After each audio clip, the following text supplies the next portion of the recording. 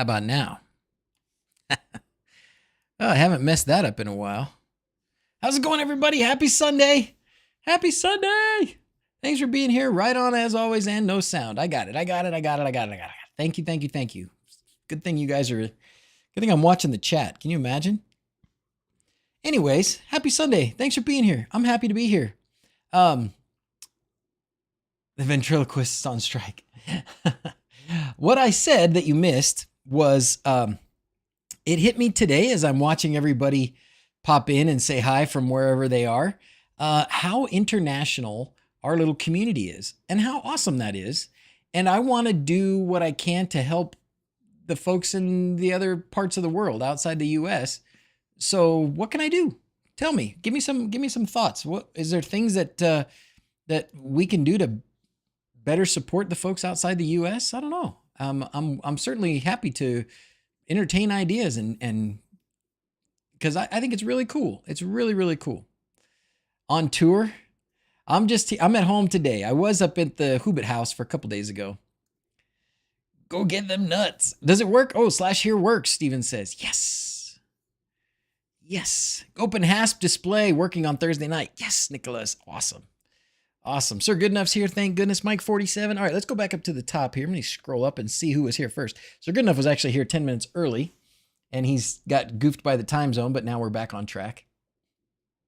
Tony Jackson was numero uno of the, oh wait, let's see. Nope, that was a stream check. 30 seconds ahead of time. So close. That was Victor. Moriera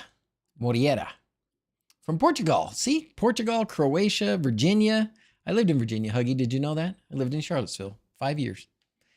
Liverpool. All right. Canada. See this? Roll call. Here it is. Vanessa's here. How's it going? Loving OpenHASP. Me too. I was playing with so I was up at the Hobbit house and my HASP 1, which was HA switchplate HASP 1, was not working. And it turned out the problem was MQTT. For some reason, the Home Assistant user and password that I had been using for MQTT logins just decided to stop working. So I just went into the Mosquito integration and created a different user and password and put that into my OpenHASP, my HASP 1, and that worked. But yeah, OpenHASP, I'm definitely on an OpenHASP kick. All right, let's scroll down here now and see what y'all said. Can you work your magic with LGoo? I need a Neptune 3 Max back in stock. I need to tell him. Grammy Stiffens, how's it going? Belgium, Netherlands, see you guys? The rest of the peeps from Belgium too. And Mike 47, Mike 47 says, did you hear about Paul Hibbert? And I did. And I actually opened up a thing. Oh, first we're going to say this. Thank you to PCBWay for being our sponsor. I know they're on vacation, so they're not seeing this, but they'll see it later. They've been great to me. Be good to them. I think our coupon code still works. We're putting it in the description still. If it needs to change, we'll put a new one in. But if you need any of the stuff that they provide, circuit boards, 3D printing, in fact, a good friend of mine is going to be doing for our for the other channel, the Overdoers. We're going to get some of their stuff 3D printed, or have them print some stuff for us. But they got lots of stuff. They're good to me, so be good to them. And yeah, check them out. Thanks for the sponsorship, PCBWay, as always. Speaking of sponsorships, let's talk about poor Paul Hibbert for a minute. Paul Hibbert's a good dude. And, a few years ago, there weren't very many people making videos about things like Home Assistant or home automation. Paul has always had a hate-hate relationship with Home Assistant. He hates it. It hates him, But we love Paul. Paul's a good buddy. We've chatted. He's a great guy. And poor dude clicked on something that somebody sent him as to be a sponsor, it sounded like. And they got access to his YouTube account and just wreaked a bunch of havoc. So it sounded like, from the video I watched, this video here, it sounded like he was able to put things back together, or is getting things put back together. But anyways, we feel for you, Paul. We love you. We hope you get through all this okay, because what a awful thing. It's a tight little community here of home automation YouTube folks, and Paul's been around a while, and support him if you don't already. If you haven't already, if you're not already subscribed to Paul, go check him out. All the moderator info gets lost. Got myself some blue PCBs. Are going to be an EEPROM emulator. Oh, cool, Cymax. Cool. Anyways, all right. Very sad. We hope you get through it all, Paul. You'll get through it. We'll get you back on track. Okay. Back to whatever it is we're doing. What are we doing today, guys? What are we doing? So here I've got Michigan for off back pops. Yep. And you keep changing your name, or you changed it to off back pops. It was something else, but anyways, I recognize your picture. Italy, what are we destroying today? So Paul's all in on Home Assistant these days. He's still chastise it though. I think he is. I think it's great to. I mean, the fact that Home Assistant has gotten to the point that Paul uses it on a regular basis. Phil, that's it. That's Phil. Yeah, the fact that Home Assistant has gotten to the point where Paul Hibbert will use it on a regular basis, that's a feat. That's a feat for sure. All right. So what are we doing? Man, the boys have got some party going on down there and it's making some noise, but that's okay. What do you guys want to do today? I certainly have OpenHASP stuff we can always do because that's kind of my big kick right now. I've still got the Lanbon L8. We worked on the thermostat last time and we didn't finish. So we could work on the thermostat some more. We could work on something else with either the Lanbon or I do have some of those big 7-inch ones. I took one up to the Hobbit house because I think I'll put one of these 7-inch displays up at the Hobbit house for things. So we could work on that. The other thing that has my attention that I haven't spent enough time on yet is the new assist thing here with Home Assistant. Dare we turn off office fan?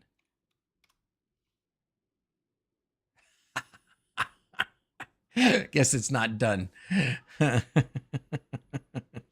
Anyways, I don't know. I was, I watched the release thing and I think this is really cool. I love what Home Assistant's doing. I don't quite know how to use it yet. Did I buy new thermostats? Which ones play best with Home Assistant? Good question, David Smith. I have not bought any new thermostats. The thermostats I have are all kind of do-it-yourself ones. Always an unexpected error. One day there will be an expected one. We should expect more errors. Maybe that's what you're saying, right? I think the thermostats that get the most attention, I would say Ecobee. Ecobee probably are the ones that get the most, that most people say. But I'm happy to hear from chat. What do you guys say? Ecobee thermostats. You were unsubscribed, Mr. Tech Gadget, on purpose?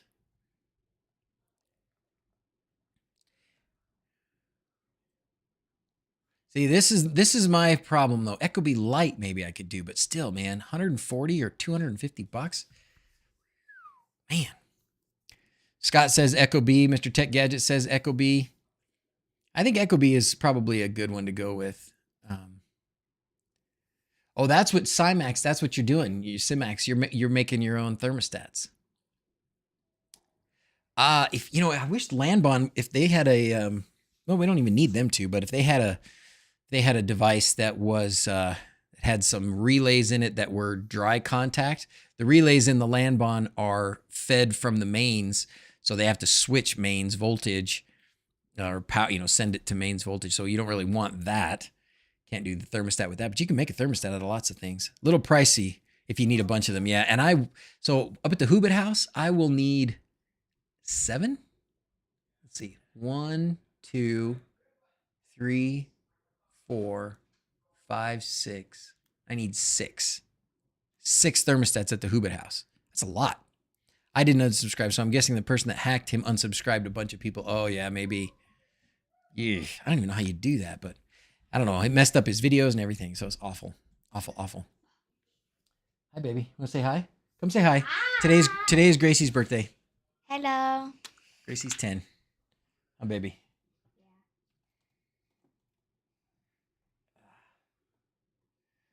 Camera a little bit. Okay. So, Arduino thermostat. Oh, this is yours, Cymax? This is what you're doing? Arduino thermostat. Awesome.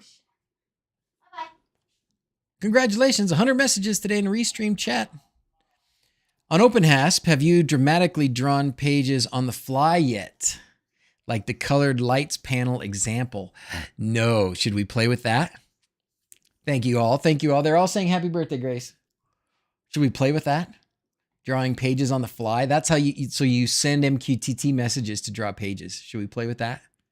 That sounds tempting. That sounds like something we could totally fail at today. I know. Let's look at some examples.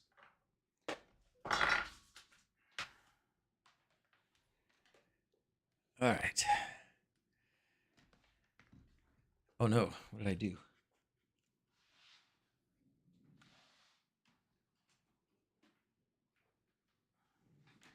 Pulled a little too hard on my OpenHASP device here and got it disconnected. My LAN device. What do you guys think? So let's you guys want to play with that? The live examples? Let's check it out. Let's check it out.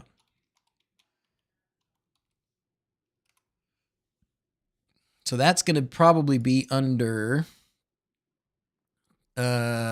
integrations and Home Assistant would be my guess, right? Oh, there you go. Thank you, Cookie. Cookie Mister. Uh-oh. ¿Qué le pasó? Hello?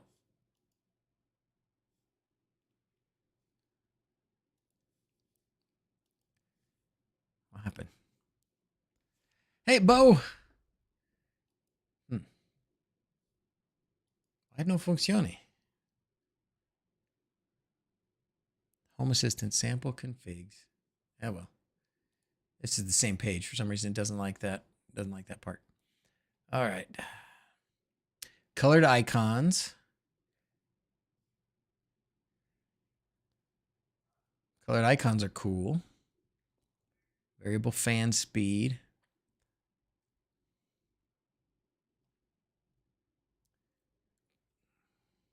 Can OpenHASP send MQTT commands without being connected to Home Assistant? Absolutely. Yes. Yes, absolutely, Mike47. It just, I mean, you have to have an MQTT broker, but it doesn't care if it's Home Assistant or not. Doesn't care at all.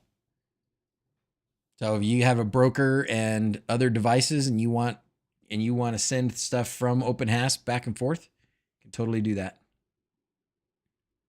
Totally.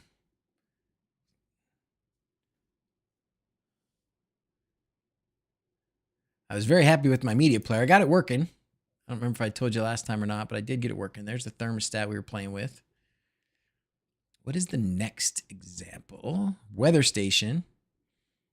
I do have my Tempest weather station up at the Hibbert house. I did install that this last time. Dark theme, light theme. Colored lights panel.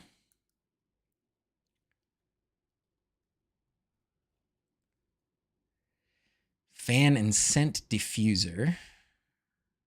Using tags. So this is what you're talking about. All right, colored lights panel. Let's see what you got here, Cookie Monster. Let's see. In the example below, we have 4 colored lights. Squeezing the on-off button, the color picker, and the brightness selector for all 4 lights on a single page can be challenging, and the result will likely be useless on a small touchscreen. Instead, we'll just place the toggle buttons with descriptive labels on the page, and we'll only display the color picker and the brightness selector on demand, in this case when the user touches the descriptive colored label. While dynamically drawing these objects, we're setting the tag property for the color picker and the slider to the entity ID of the light we want to adjust, so that when we're interacting with them, the custom component can know which light has to send the adjustments to. Okay. So say you got a bunch of wLED controllers out there, and you want to change the colors of them, When you click on one of those buttons, it can open the color picker or whatever else we want to put on there for that device. I like it. I like it a lot. I like it a lot. Should we try that? I didn't know you lived in the very city I'm headed to any minute to attend a concert at JPJ Arena. Hey, Huggy. Yeah, I did. I lived in Charlottesville 5 years. Great little town. Great town. Had 2 kids born there. Dawson and Holly born there. All right. So there are going to be 2 pages. And Stubb says, hit that like button. That's right. Let's do this. I like doing this too. Oh, wait. I don't have a button for this one yet. How do I not have a button for this one yet? Totally should have a button for this. Have I seen the 4-inch in-wall screen that runs Android and can show Home Assistant? Yes. Yes, I did see that. And which device was that? That's not one of these OpenHASP. That was a different device because it's running Android. I think that was, wasn't that the, that's the Signoff Pro. Isn't that the Signoff NS Panel Pro? Pretty sure it is. Pretty sure. All right, let's see what we got here. So we got one page that's going to be colored lights. That's this page here. And then we got 4 buttons here. All right.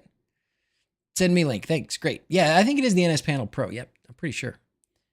And then we've got these other pages where we just have a toggle button.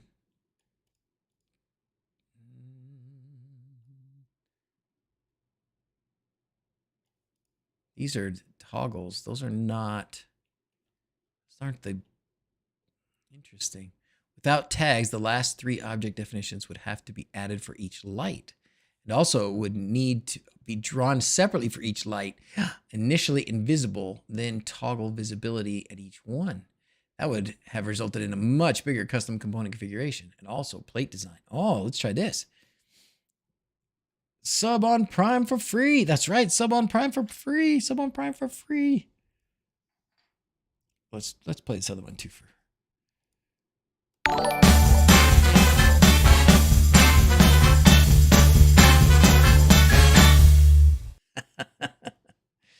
Or the Tuya T6E T8E.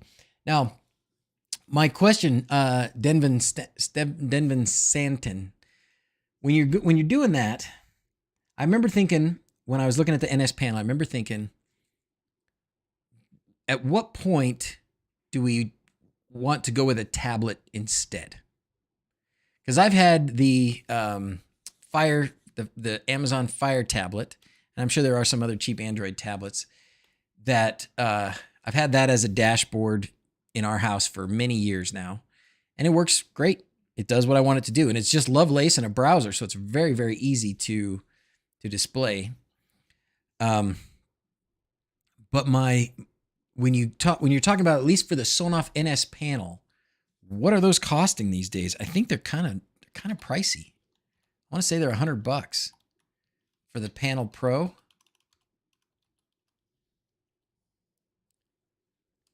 I don't know about this Tuya version, so we're going to find out about this Tuya version right now. So the NS Panel Pro is this guy here.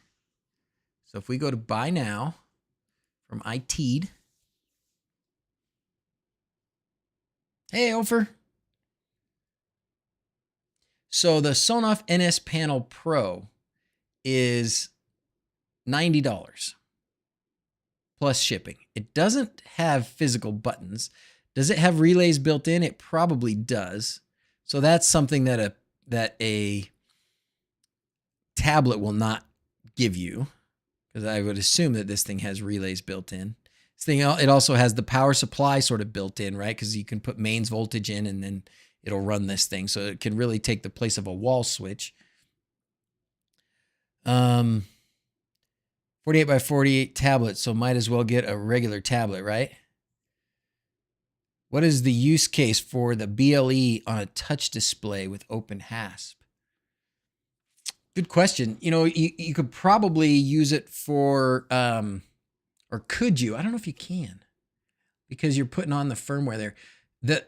to me, what I'm thinking of now when it comes to BLE, just Bluetooth in these devices that we have all over our houses, which I haven't done yet, but it's the Bluetooth, what do you call it? Like basically they not responder, and I say relay, but it's different. Like it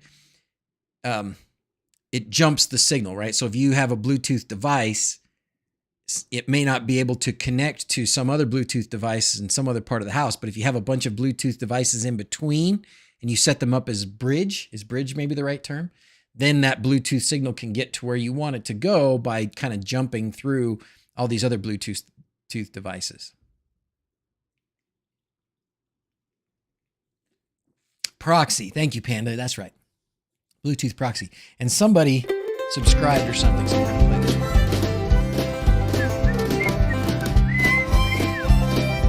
Those Android style switches is when the Android is out of date, you will lose function on it.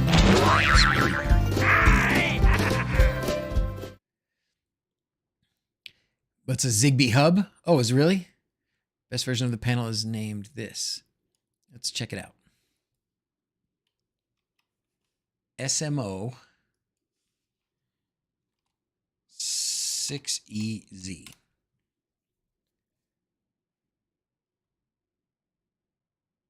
Not seeing that.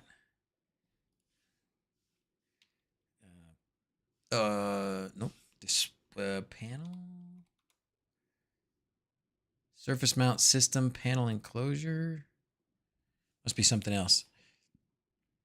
What did somebody else call it? Tuya something something. We'll look at this quick and then we'll get to playing around.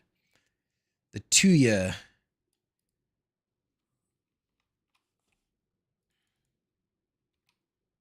Oops. Twice I put it in. Silly me. Home control panel, Android 8.1.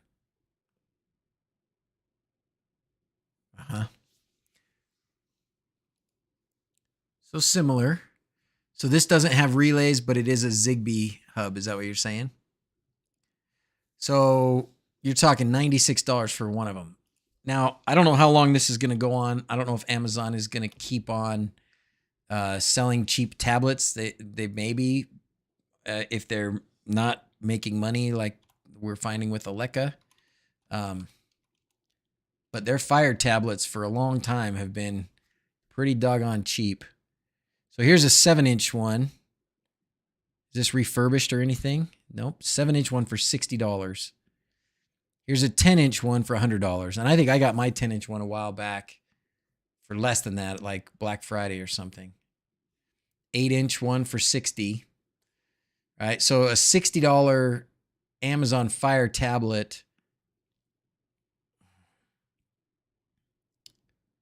I mean, I think that's a pretty good display. And then here we go, refurbished 10-inch tablet for $80. And then there's some of these others. I don't know. Are there others? There's probably others on like here. I don't know about these though. I can't vouch for these too much. I'd be a little wary of wary of these tablets from these funky brands because they might just suck. Here's a 10-inch tablet from who knows what manufacturer for $65. Though I can vouch for the Fire tablets because we've had them and they work. Old phones is another one. I mean, by the time you're getting to this, you're talking about, what about just an old phone or an old iPod or, you know, an even old Android phone? You could turn it into a wall mount display.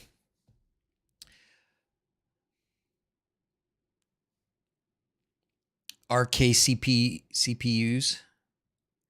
Not all 4-inch panels are the same. The hackable ones are with PX30 PCUs. Oh, I don't know what that means, but sounds fancy. Send a video of a guy that did a great job with that 4-inch one. Cool, yeah, great. I think I've seen it. I think I did see it. Anyways, for now, we're going to stick with, for today, because this is what I have, we're going to do stuff with this NS panel. Yeah, so let's do that. Let's go with the NS panel. Not NS panels. I'm a knucklehead. After all, talking about the NS panel. Landbon. I think, if I remember right, is 30 or is it 130? I forget the IP address now. Landbon 1. Yep, here it is. And here's the current screenshot. And I do need to not just leave. So that's my current, kind of busy, and I could see why we would maybe want to split this up into two. So let's play around.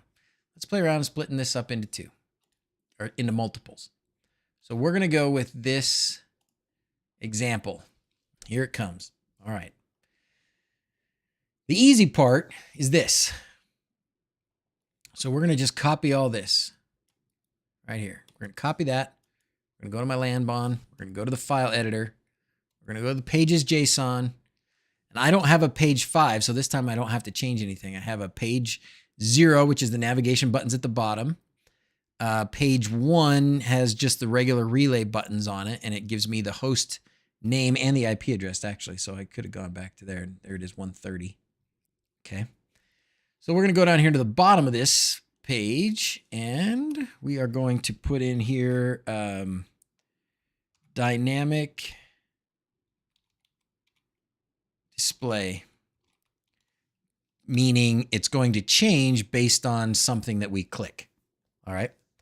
I'm not going to change anything here because it's probably already set up to be the correct display size. It's another nice thing about using these Landbons. So I'm going to save it, and I'm going to reload pages, and then we can go out here just so you can see it easier. We're going to go to the screenshot, and then we're going to go here to the pages. There it is. All right. Now, I don't know. I guess if I hit these, it's not doing anything yet. It's not going to the other pages yet, but we'll make that happen here. Let's see.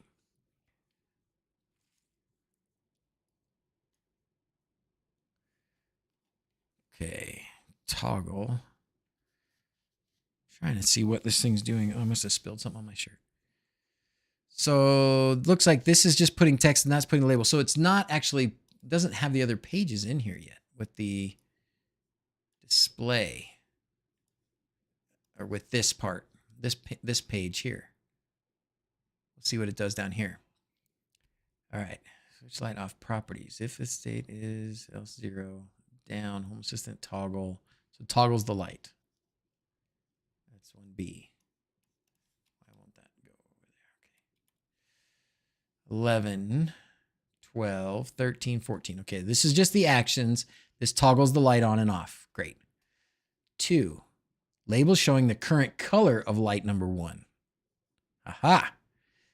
Okay, so this sets the background color of that button, this P5B2.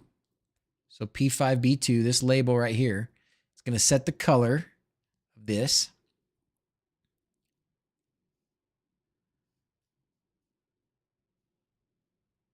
Okay.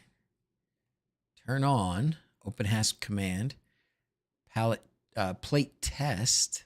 Oh, that's the name of the plate. Okay. JSON 1 ID, and then gives you all this. I want this to close over here so I can see more screen. I'm just trying to sort out what this is doing. So this is putting in the color picker. Yep. All right. So this section here is putting in the color picker. But this is where the tag thing comes in, probably, right? ID. Which light we're using. Shadows.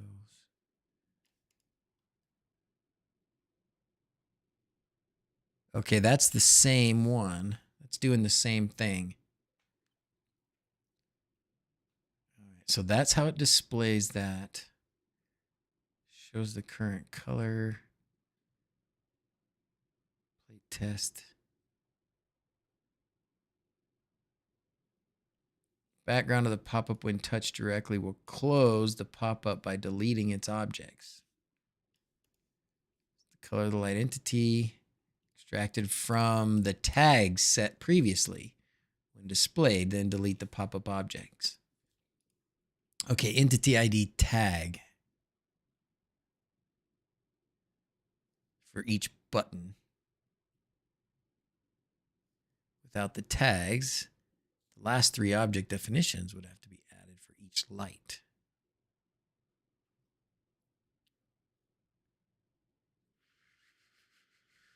I'm just trying to sort out my reference here, figure out where it gets that information.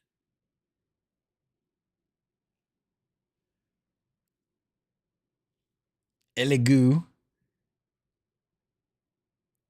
Right now, Elegoo, yeah, I would go for it. Off topic question. Are there any really? Huh? You can spend $470 on the Elegoo Neptune Max, which is 16-inch bed, or $78 for Creality Ender 3 S1. That's an 8-inch bed and remote features. Yeah, I would go with the Elegoo also. I would. Like, what remote features does the Ender 3 S1 have? Because you could also get those remote features probably by just adding a Raspberry Pi and what's that? Octoprint. All right, let's keep trying here. Let's keep going. I'm trying to just figure out where this tag comes in. So light attributes, number 4.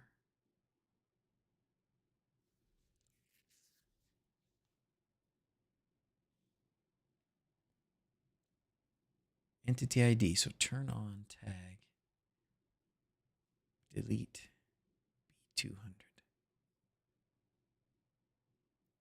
Well, let's put this in, and we will we'll play around with the. I don't have enough colored lights, but we'll play around with them anyways. Maybe we'll just pretend. You can add wLED pixels to Octoprint. Oh, I didn't know that, Stubbs. Oh, that's great. So you can have like a light indicator of like when things are done or something.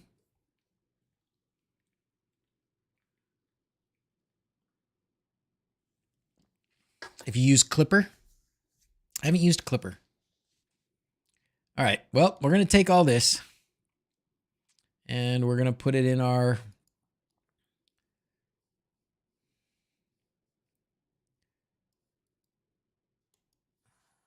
sort out how to modify this. That's where we're going to get.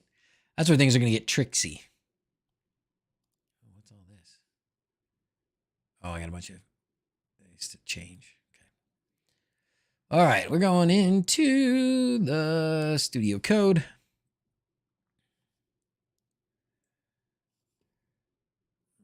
Shorten that down. We're in our OpenHASP YAML file. We're going to go down here to the bottom. And we're going to paste in all this stuff we just copied. All right, this is all page 5 stuff, starting right here.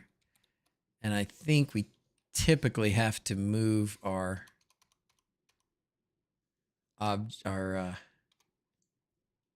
stuff. Why is it making click sounds? Oh, maybe that's my soda can. It is my soda can. All right, we got to move that back. Yep, by 1. Grab all this. Oh, and then I always get nervous because I can't remember what one is. Shift tab. Yep, there it is. Okay. Now it looks like we're lined up. So I'm just making sure that our objects down here are lined up with our objects up here, which they are right there. Okay, great. So far, so good. Ooh, wLED for Octoprint. Oh, man. You can add accelerometers for Clipper to have the head move as fast as the printer frame can handle. Wow. That's pretty fast. I always wonder how fast it can go. I guess I've tried pushing the limits a little bit. Not really the limits. I've tried pushing it to print faster just to see what it will do. But I also have a fear of prints failing. Okay, we're going to do the buttons now. We need a light, and we need a light that's going to be able to change colors. So we are going to change the color. I have here in my office how many wLED lights can I use here? I can do the desk. I I can do my audio reactive. Is that really all I have in here? I'll have to do some more than that. That's not enough. Hello, Ryan Rush. Oh, to get a Voron. If you want a clipper printer, get a Voron. The faster, the lower the quality of the print, though, right? Yeah, it can mess up. It doesn't necessarily mean it's lower, I guess, but it can mess up the print if it's going too fast. Okay. Well, we're going to start with changing this. So we're going to change all occurrences of that. And we're going to change it to, we're going to look into that Home Assistant talking thing too. We're going to change it to this desk one.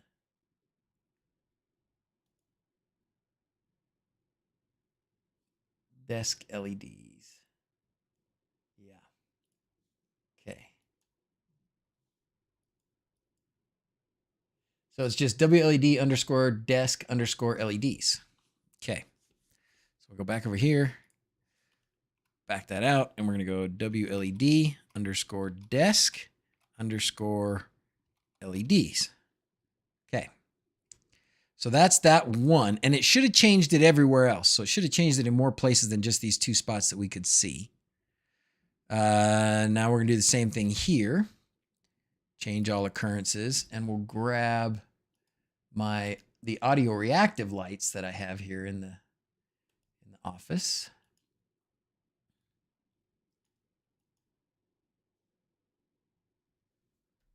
Ooh, are they not on right now? Oh, there they go. Yeah, they're on. Don't you go to sleep on me.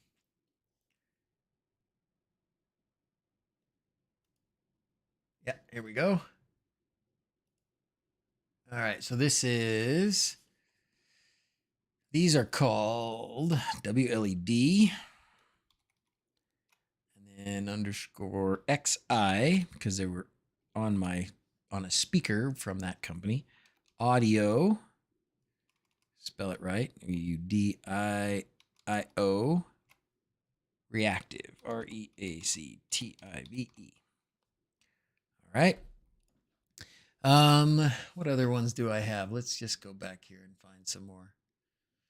What others do I have? I have the main one on the outside of the house. Let's just go in here and find, let's see what other lights we have. You guys aren't seeing what I'm seeing, but I'm just sorting through what lights I have that might change color. Oh yeah, the boys' PCs, those are turned off. Boys' closet light.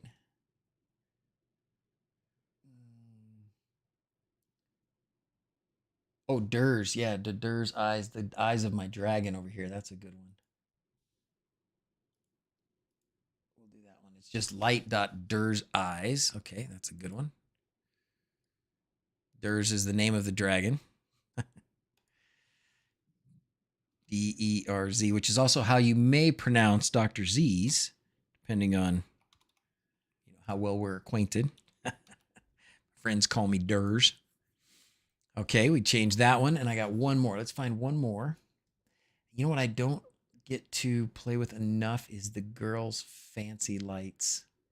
So let's do the girls' fancy lights. Oh, we could do the HASP. Oh, let's do the mood light for the Landbahn. The Landbahn backlight. Yes, let's do the Landbahn backlight. That'll be genius. Okay, Landbahn backlight. Okay, we're going to do that as the fourth one. Change all occurrences. We're going to do Landbahn 1 underscore backlight. No, not backlight. Mood light. I don't want the backlight. I want the mood light. I'm pretty sure it's what it's called, but let's double check. Landbahn 1 mood light. Yeah.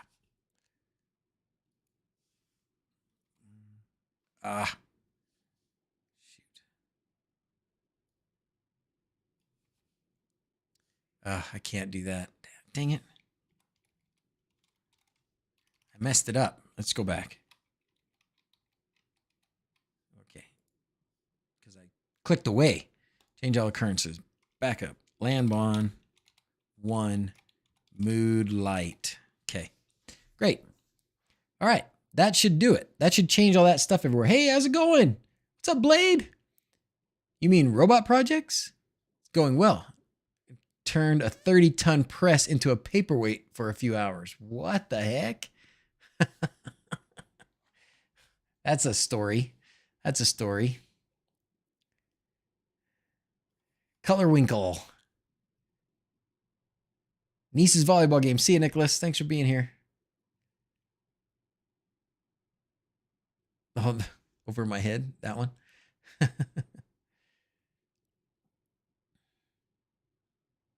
1600. Oh, Voron. Yeah. One of these days. How's the bug project? And were you able to get this souped up golf cart up to the Hobbit house? I did, Ryan. I did get it up there. I haven't driven it in a few months. There's so much snow up there right now.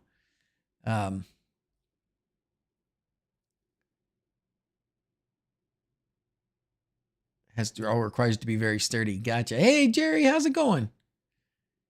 Things got a little tense. So you turned it into a paperweight because like you couldn't control it because you messed up the controls, Blade? Oh, that's bad. Under pressure. Nice. Nice. Okay, so we went through this and we changed this wLED desk. Let's just see if that's all we had to do. Because I went through. Oh, the only other thing I need to change. It was also looking. It was which plate, right? Remember that. So we changed the light entities from the example, but now we need to change which plate it is. So we're gonna Control F, and I think they called it plate _ test. Yes. 7 instances. And I think they should all be right here. I don't think there's any more. 1, 2, 3, 4, 5, 6, 7. Okay, great. So we can change all of those. We can replace that with, let's make sure we've got the right device up here. Oh, you can see it above my head. Now I get what you're saying. Oh, good. See, this is so great. That's so much better than having the chat up there, right? We got useful information up there now. Did I ever get a new battery for the bug? I've got a bunch of Leaf battery units, but no, I have not built a battery and made it bigger. I have been building, what time I have to dedicate to cars lately, it goes to Dawson and the Chevelle. We have an old Chevelle and we're putting a new motor in it and it's awesome. It's usually some Home Assistant template that doesn't want to work for me. Oh. All right. Okay, here we go. We're going to find OpenHASP, right? HASP. And then Lanbon L1 is what this one's called. Great. So we'll put that up here. Lanbon, not just Lanbon 1. Okay. We're going to just change that every time. Click, click, click. Done. All right. So now we have changed the light entity names and we've changed the plate name or the OpenHASP device name. So we should be good to see what we do next. The other thing I would like to do, we should do some videos on the Chevelle. You're right. He's a doctor for people and cars. I should do so many videos. I should do so many videos of so many things, Ryan. I really should. I need like a cameraman just follow me around and then somebody to edit it all. Okay. So we changed all that. The only other thing, which maybe we don't need to change yet, these are all referenced with just like lowercase 1, lowercase, I, IV, right? In their names. But we'll see. Maybe that's something that I just change in the whatchamajigget JSON L file and not up here. So let's Control save this. Now I think I need to restart Home Assistant for this to work. So I am just going to do a restart of Home Assistant to get that to work. That's what kids are for. They need money. Hire them. You know, Sir Goodenough, I have actually hired Jackson to do some things like that.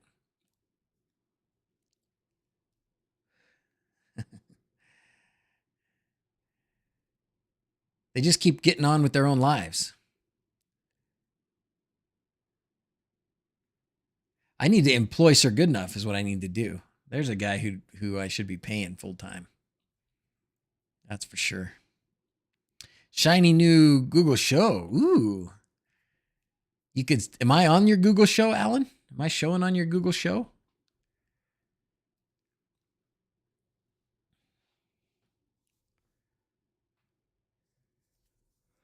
Yeah, Dawson to be the cameraman. That's a good idea. When I get back in VS Code, show me something. Okay, cool. Once we get there.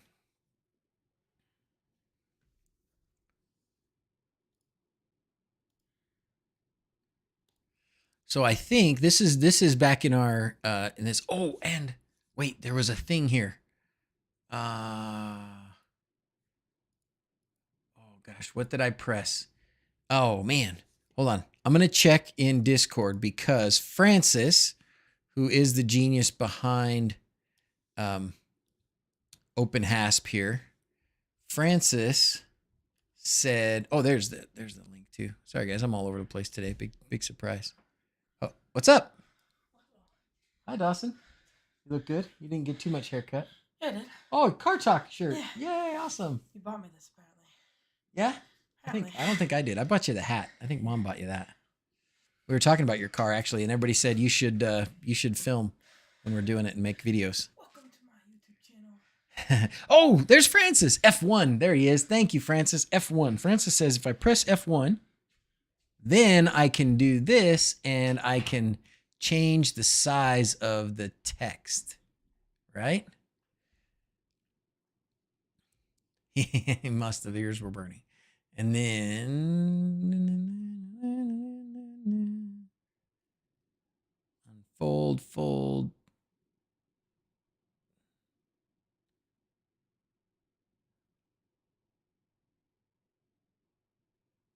Francis gave me the commands in Discord. I'm going to find it. First option. Did I look right past it? Oh, show settings menu. Here we go. Settings menu. And then here I can increase the font size. Yay. Now everybody can see it, including me. Thank you, Francis. There we go. Now we can see it. Awesome. All right. Great. Okay. So I wonder now, when I go to the label, see here, it's just this. I think I can change this. I should be able to change this and it shouldn't cause any trouble. I would hope. But let's see if it works first. Ooh. So things are back in business. So if we go to the main menu and we go to screenshot, you can see that there's colors now. There are colors. So what happens if I hit one of them? There it is. There's the color picker. And then I change it. Oh, and it went away, but it didn't change the color. Which one was this? Oh, this was the land bond. This was the back. This was this. Oh, it didn't work.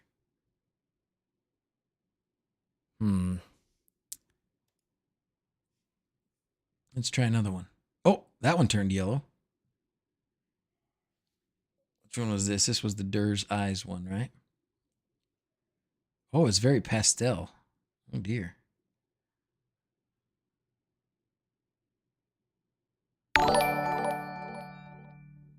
Okay, that one's working. At least that one's responding.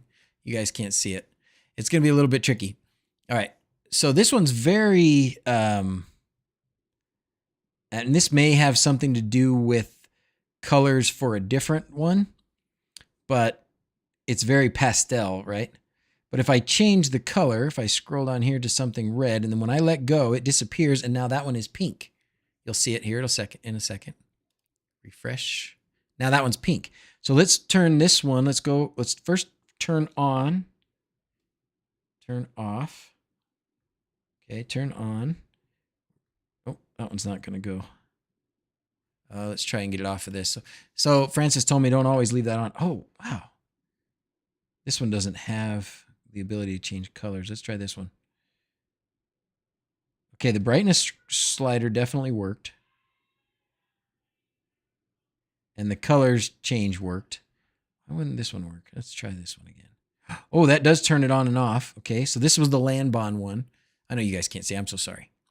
If I go to the screenshot again, number 4 down here is the LAN bond.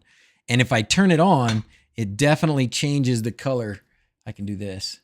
So if I turn that off, turns it off, turns it on. Okay. Now the trick is, let's get it to change the color. There we go. To yellow. Nope, didn't stick. Nope, not sticking. Nope, it's not changing the color. So I must be doing something wrong. Something ain't right. Something ain't quite right there. And then this one, this light, let's refresh this. This one's like, let's see, here's your color options. You can have black or you can have black.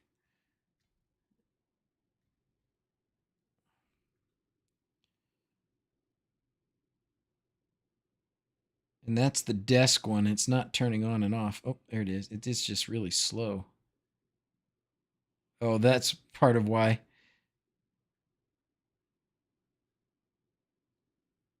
Okay. Wonder what's the problem with this one. I would really like that Lanbon one to do its thing, but it's not. So maybe I've got something wrong in the config. Maybe something's messed up. Okay.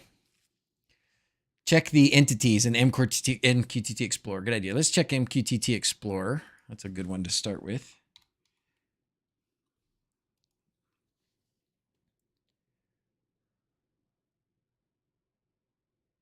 Isn't it great to have Francis here? Francis, you're a star. You're a star. I think this would be useful to add more media controls to the media plate.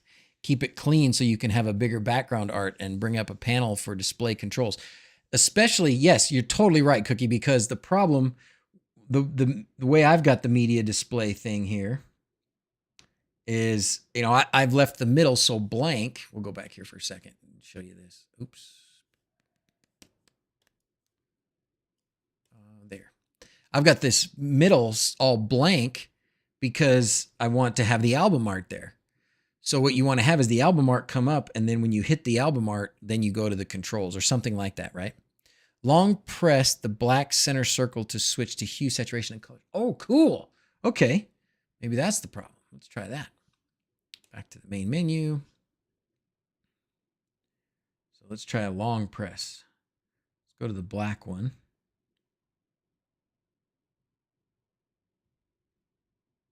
Oh, yeah, sure enough.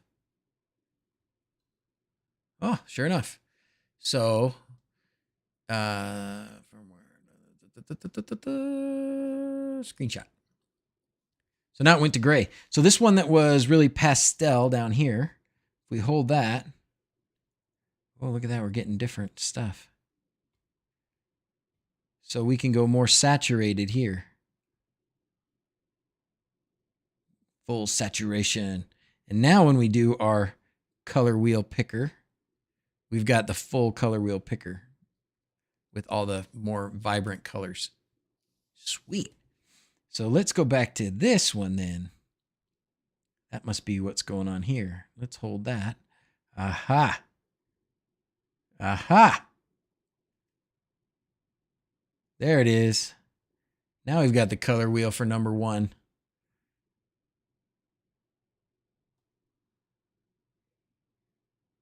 Full vibrancy. Okay. So what's going on with this one though? I wonder. Oh, that changed it at least. That made it colored. That made it colored. Oh, you can't see that. That made that colored. Okay.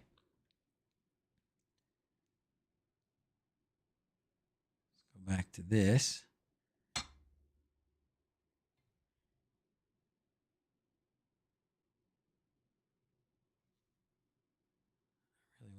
change colors. Why will it not?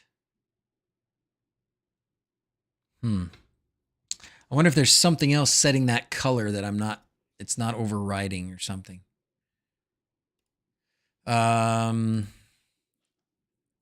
Connect here. Long press the black center circle with the switch. Okay, yeah, that's what I just did. Okay, great. So where we are into troubles. That's my luciferin. So if I go to this one, okay, we're going to go to HASP and Lanbon, and it's got two messages. The command message is here. So this is Lanbon 1 command P5B1.background color.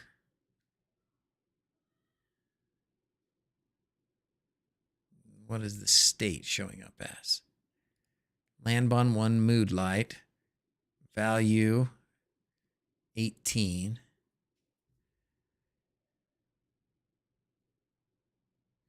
Like it's doing it with, it's changing the on and off,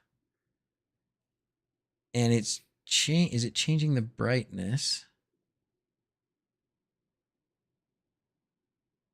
No, it doesn't seem to be. Oh, it changed the brightness when I turn it off.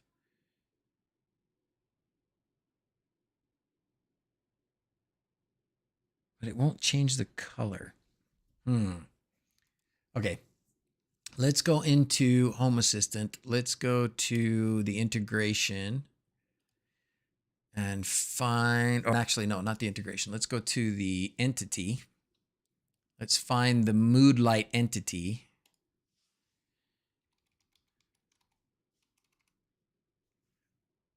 This mood light entity right here. And when I change it here, oh, that's cool. So when I change it, you can see there a little bit, right? When I change it here, you can see it change on the screen, right? And it does change on the side when I do it here. That's awesome. And so it changes on the side and changes on the button there. But when I change it here, it doesn't change. So there must be a problem with the command getting into Home Assistant here. So let's find that command, right? Okay, let's go back to this, MQTT. Okay, there's a couple things we're going to be able to do here. I'm going to get away from that thing. Lanbon state mood light.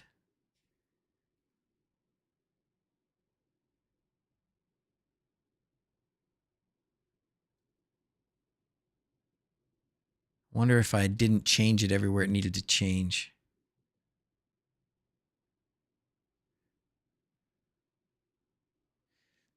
Yes, it's not changing the mood light color. Unlike, like if I go to here, put this up here so you can see what's happening.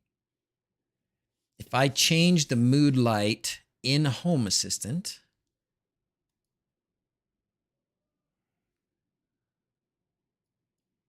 okay, well, that's fine. It's doing the same thing. Oh, no, it is. See, the state of the mood light is updating right there. See the mood light flash? Yeah. So the state of the mood light is changing here when I do changes here, but it's not doing that when I do it here. Yeah, that's it. It's not changing when I do it there.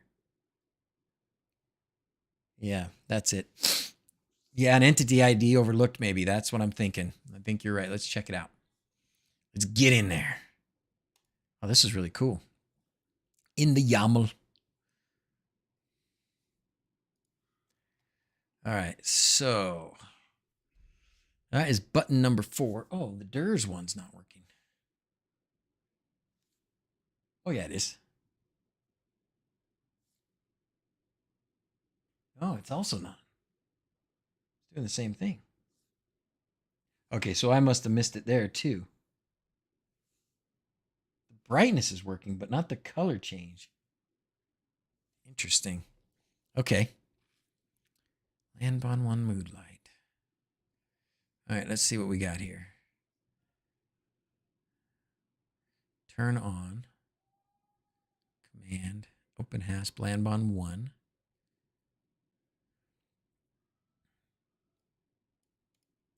Lanbon 1 mood light color. Color. So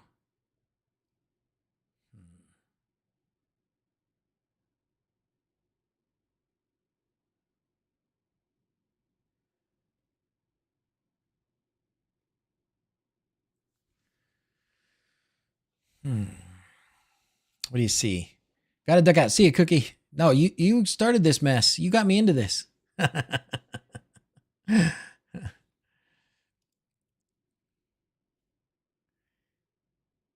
845. Is that the right entity? Let's see. Yeah, that is. That is. Is that the right entity, though? Maybe that's not the right entity. Display the on-demand pop-up with the color picker and brightness slider tagged with the entity ID. Let's double check our entity IDs.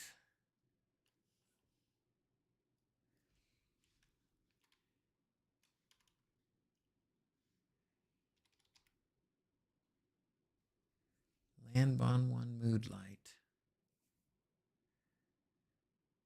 Okay, show me something here with VS Code. Let me show me something. Is there good enough? What do you got to show me?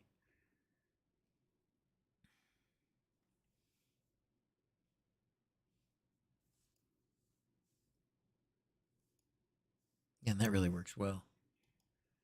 I'm doing it here, but it's not updating back the other way.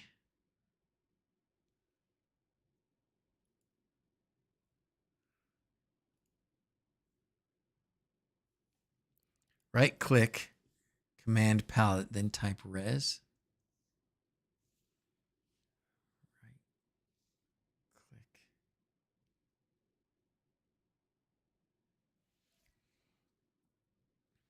All right, let's see what Sergeyev's telling me. Let me right click, command palette.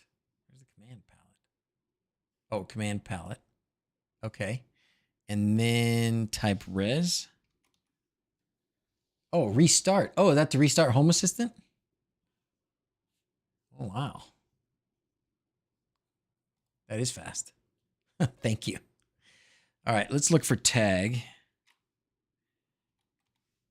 Let's just go through each of these tags.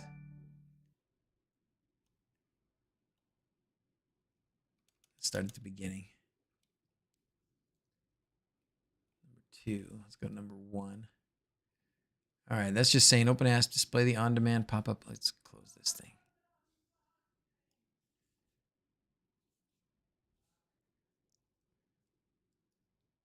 All right, so tagged there. Next one. Desk LED colors. Desk LED value. Reactive. DrZzs. I'm pretty sure that's what it's supposed to be called.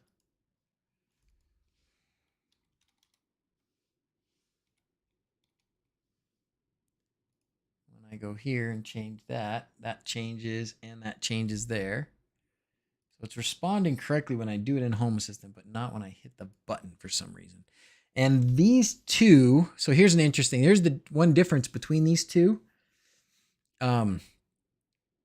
And this is just the difference I'm just identifying. I'm not sure that it's the reason, but the two lights that are working are, those are, oh wait, that one's not. Oh no. So what, only one of them is working? Oh no, now none of them are.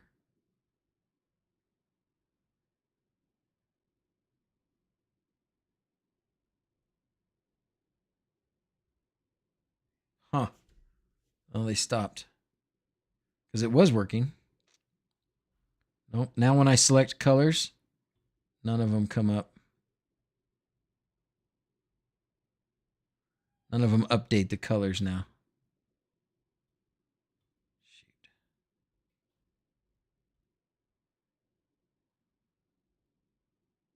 Oh, shoot. Oh my gosh. I'm messing this up real bad.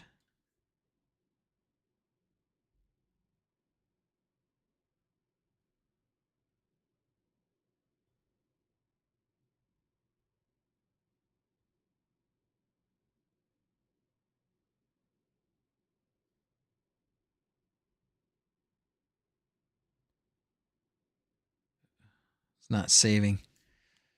Hmm.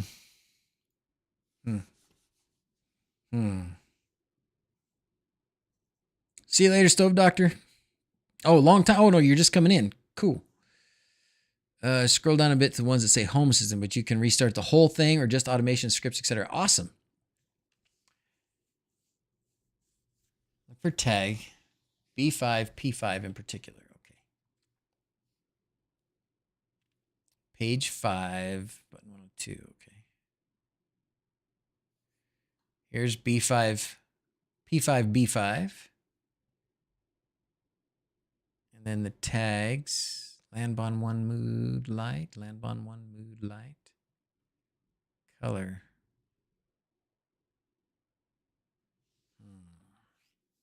Oh, what I started to say was let's try doing some refreshings. Let's try doing lots of refreshings. We're gonna save this. I don't see anything wrong in there. I don't see anything wrong.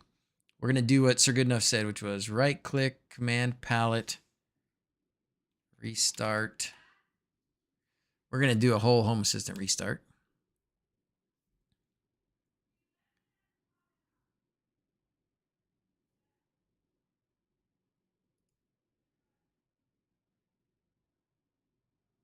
We're also going to go into our Landbon, and we're going to restart the Landbon as well.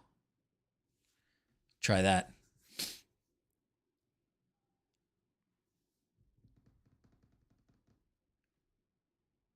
Aha. That's probably what it is. There you go. Francis, mood light expects color attribute instead of RGB underscore color. That's the one. That's the trick. Okay, so that's something we need to change in the YAML, right? Oh, I have to do this every time? Oops.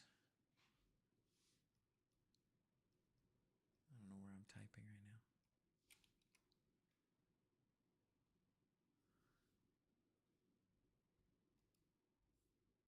Let's go to the YAML.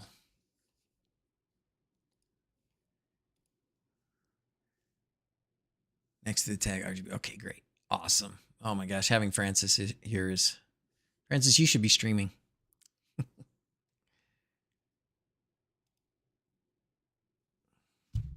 Wait for this guy to come up. Da, da, da, da, da, da, da. Here we go. All right. We're going to go to P5, B5. P5, B5, page 5, button 5. And one of the others, there's a reloads. Oh, instead of restarts, they're reloads. Gotcha. Mood light expects color attribute instead of RGB color. So right here,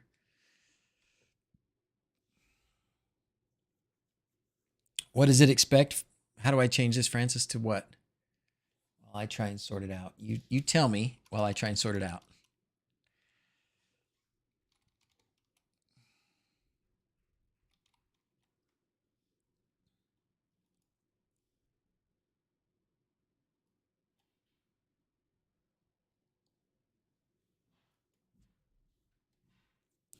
It shows up when we change it there, that's for sure. So we should be looking there, and then we should be looking at, so just color? Oh, attribute color instead of RGB color. Got it. Is that the same for all of them?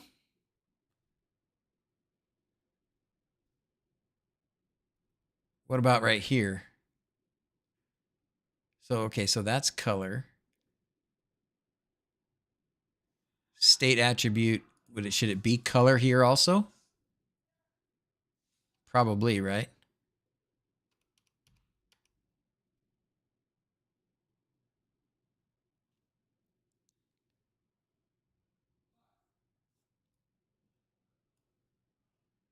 Depends on the device. Okay. Depends on depends on the light and what it is. Okay, so at least for the Lanbon mood light, let's try that. Let's try changing it there. Okay. Save that. I guess I can. I wonder if let's try Sir Goodenoug's little trick. Let's try command palette. Let's try reload. And let's see if we can reload just. No. I was thinking, wonder if we could reload each individual. We should be able to go here and just reload the component. Integrations, find our OpenHASP component. I'm trying this instead of reloading Home Assistant every time. Lanbon and reload. Integration was reloaded. Okay. It's taking a second.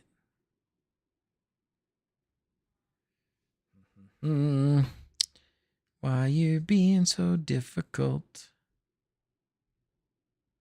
Okay, so now the Lanbon, when I hit that button, I probably need to change it somewhere else because now when I hit that button, when I hit the Lanbon thing, it's not opening a color picker. It's opening it. Oh, it's because it's turning it on and off on Home Assistant up there.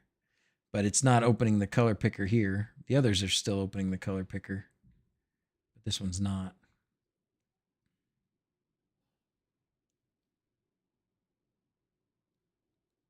Okay. So we're not quite fixed. It could be that we need to restart the whole thing, but I think it's a command palette as major integrations for reload. Okay.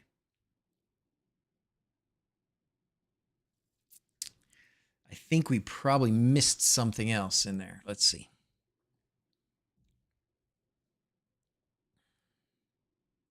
Oops.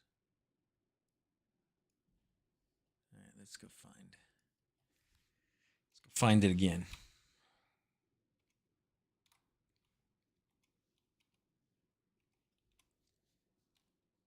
Oh, I mean, no. There we go. All right. Like color, but then I think something's happening here. Like when I hit that,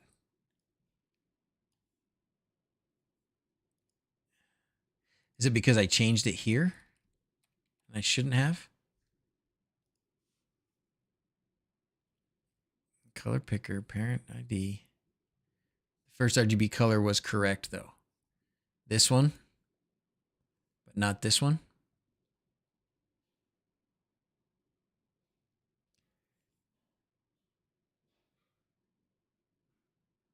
Second one needs to be just color. The first one needs to be RGB color. Okay. There. Let's try that.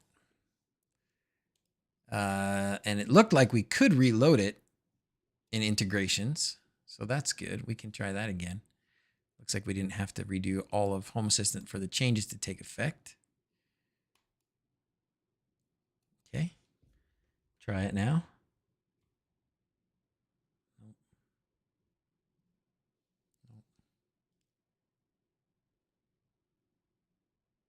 Toggling it on and off.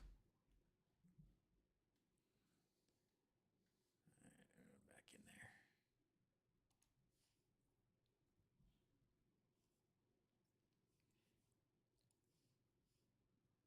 there. All right, 835.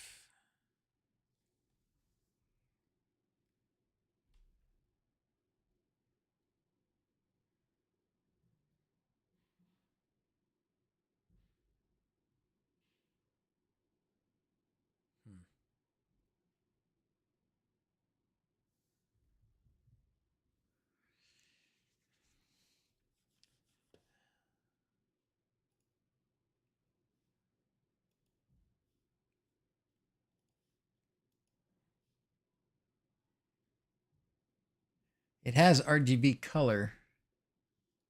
Like RGB color is an attribute.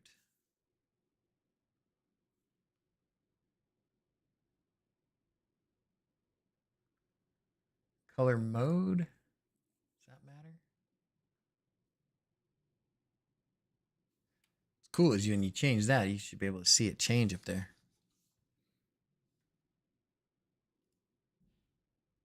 Color picker. Object color picker. Tag. I don't know, man. I thought you were onto something there, and I maybe you still are, but I'm missing it.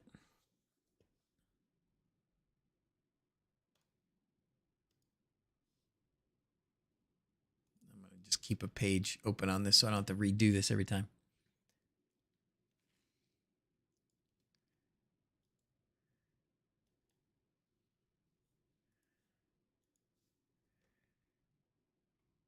Oh man, I really messed it up.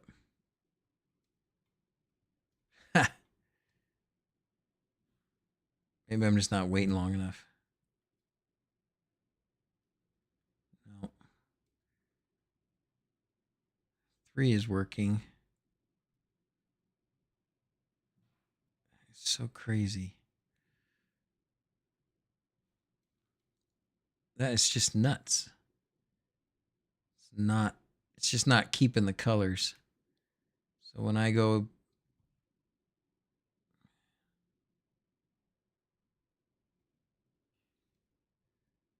all right, well, we're wrong somewhere. We got something wrong. Shoot. And I don't understand how this works well enough to tinker with it too much more.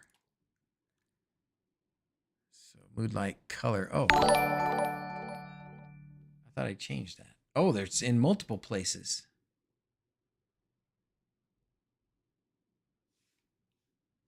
So confused right now. Okay.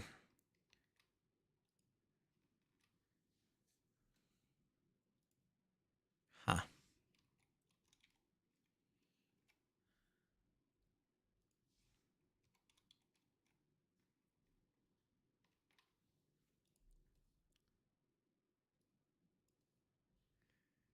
But we definitely, I mean, we could see that it wasn't doing what we wanted it to do with in MQTT Explorer for sure. Right, because this state brightness, yeah, see, it's just color. I see what you're saying there. It's just color.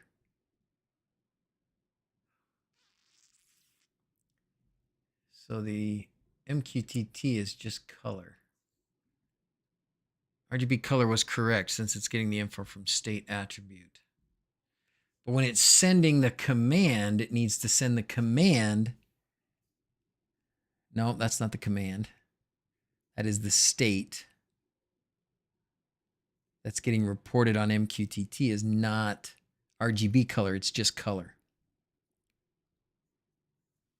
So there's got to be someplace else in here where that's different.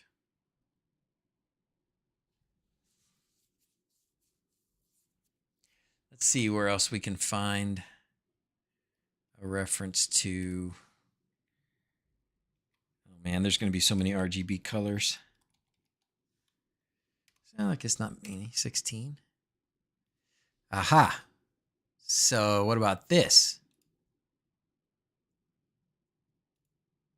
Entity ID. So service, light turn on, data, entity ID. Do we need RGB color and then this? Or should that be just color?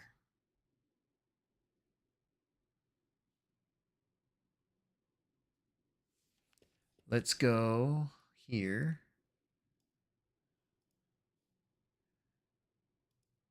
Let's see if we have light turn on. Now, color name. Yeah, so it's still RGB color is the name. That's the right parameter, so that's not it. Dang. You're setting the state of the Home Assistant entity, which accepts RGB colors fine. Yeah. Since getting the info from state attribute.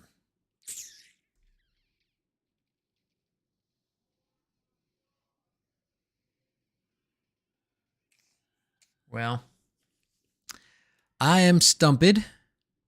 Anybody else have ideas? Well, it's a great concept. I think it's really cool. I don't know why it stopped working. I guess let's just take all the 52 times it says color. Yeah, that ain't right.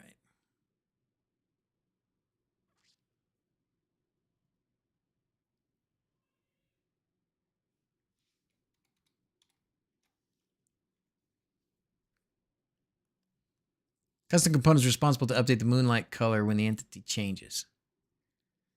Okay. So it should look in here.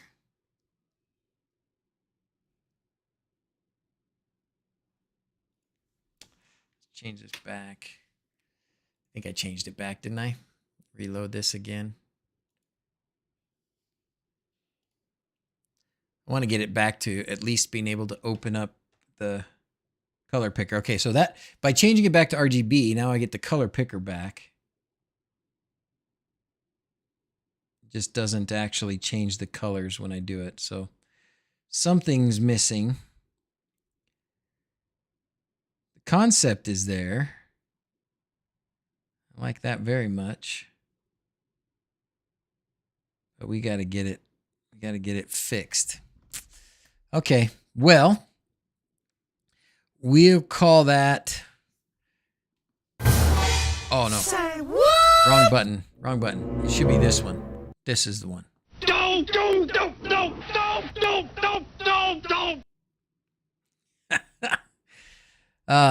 Francis, if you can think of something, let me know. Otherwise, I'm feeling like, what else might we do? How else can we use this with the tags? Need to dig into MQTT Explorer or the logs. Okay. Let me get MQTT Explorer, make it a little bit bigger here. Hold on a second. I got to open my window. I hear some crazy noises outside. Sorry, this is probably going to...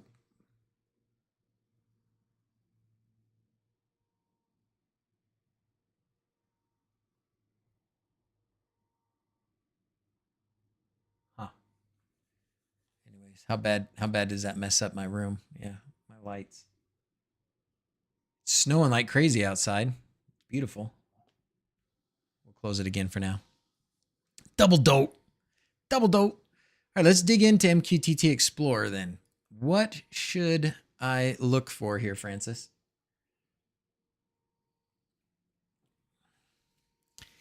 So when I press this guy, oh, so it turned it on. It'll turn it on and off. Okay, so it's turning it on and off just fine. It's turning it on and off just fine.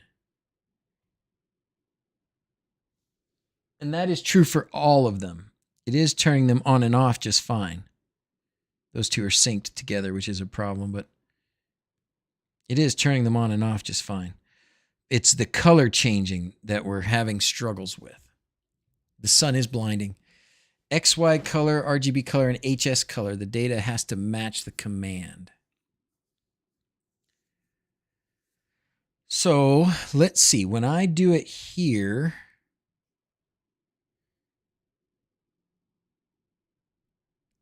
yes, we beat Ohio State in basketball. Sorry, Vanessa. So when I change the color on this, what gets sent? This. Event color. So that's what gets sent. Okay. When I change it in Home Assistant, when I go for my entity here,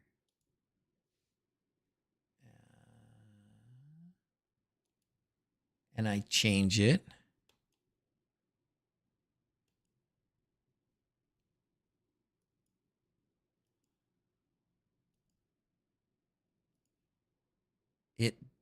That's not what happens. It goes state on, brightness, and then it does the color. So when I do it here, it shows up as an event. Okay, so there's a missing piece between the event and what's actually happening to the mood light entity. So the event is happening, but there's the broken communication is between the event happening and the state changing. Which you guys are probably like, yeah, duh, but now I'm making it, because up here, so there's no event obviously when I'm doing this. When I do this, there's an event, but no link. Do I need, all right, let's go back. Let's go look at this. This is really good. This is fun. This is a good problem solving thing. Hold on a second here. Kids need something. There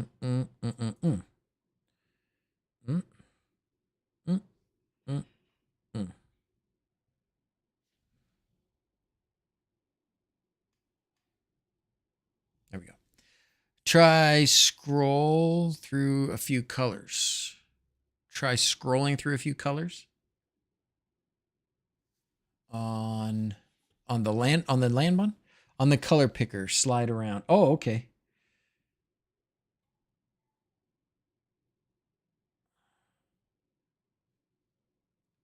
Oh, I'm not looking at MQTT Explorer again.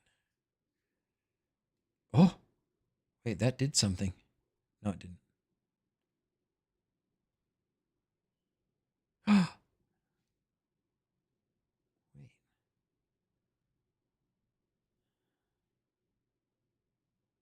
That worked. What, how? Now it's working. Francis, what witchcraft is this? What kind of witchcraft is this? What the heck? What? I'm so confused. Okay, so what was I doing? I was just touching it. Oh, if you just touch it, it doesn't do the thing. Oh my gosh. Okay. It works just like, so maybe I need to touch it and hold it. Oh my gosh. Oh boy. What can I do? This is just me. Breaking my grip with reality is right. Okay. Well, good news is it works.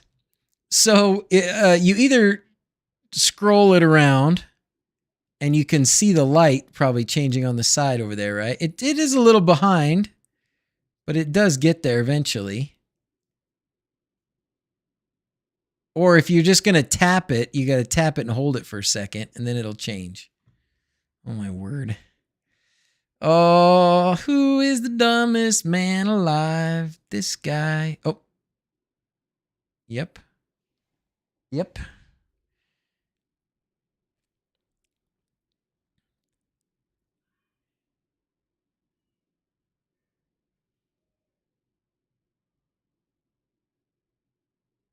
All right. Well, there we go.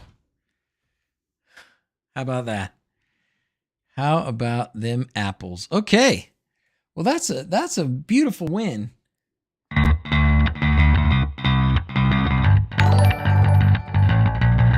Francis, thank you for your help and everyone else involved. Oh, let's see. I wanted to have all the different colors on there. There we go. Okay. Holy cow. I give people chemicals to put them to sleep. That's true, I do. Dumbs. Add up as an event listener in the YAML. Oh, up as an event listener in the YAML. Oh, okay. So if we go here, we gotta find it. Down, down, down, down, down, down, down. This is getting really big. Can I have a different YAML for each one? Is this an off-the-shelf product? It kind of is. It kind of is. Maniac asks, is this an off-the-shelf? Yes, yes, and no.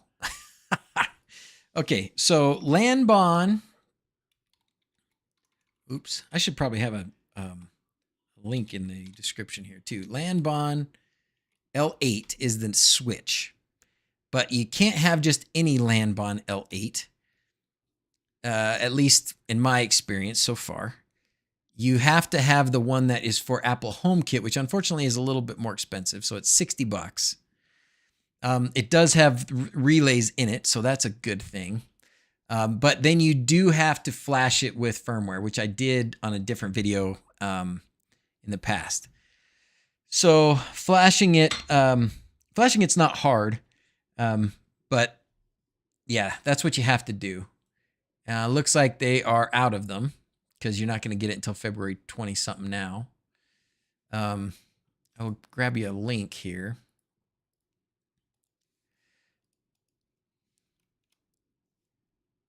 Yeah, Luciferin is cranking my MQTT broker pretty constantly, I know. But it works okay. So one of the things that's on my list, my to-do list, is to start using a Dig-to-Go directly connected to serial output. So right from USB output from the computer to my lights, my Luciferin lights, instead of going through MQTT. Because right now, yeah, it's MQTT. So it is constant. I mean, pretty much it's, you know, every time I move something around on the screen, it probably even does it when I'm not moving things around on the screen. But certainly when I am moving things around on the screen, it's sending new information all the time. Look at that. So it's not, you know, I don't know. It's not the best. It's probably not horrible, but it does get out of whack sometimes. Great questions. What else can we do about this? We got, I don't know how long have I been going? Not that long. I feel tired, but that doesn't mean anything. What I need is a drink.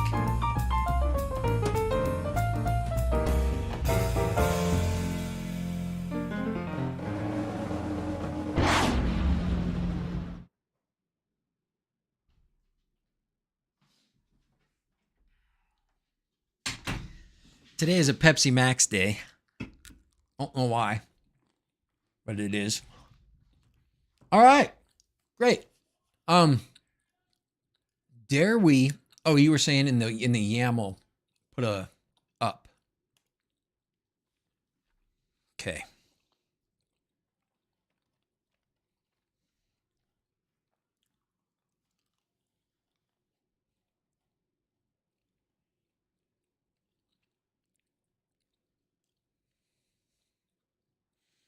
So we could put more here, right?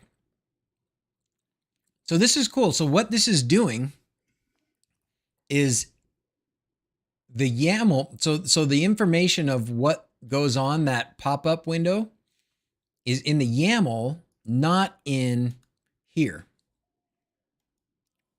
Not in the pages JSON, right? Because the pages JSON for this is actually pretty small. 8 lines, 9 lines. So not a lot here.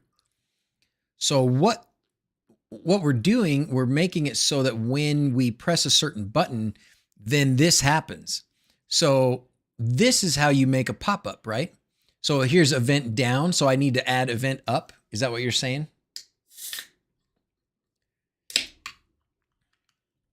If it's up instead of down, is that going to be, because it does register the up a lot, right?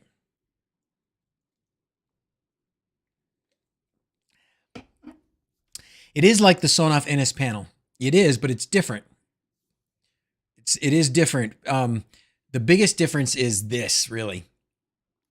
Like, have you messed with the Sonoff? So Sonoff uses the Nextion displays, And in order to change stuff on the Nextion displays, I guess you can do it if you use HASP1, you can do it with MQTT commands because you can do it with automations and stuff. But this makes it, this is the display. This is what is telling the display what to show. And then you go into Home Assistant and you have this YAML code here, which makes it so that things you touch do something, right?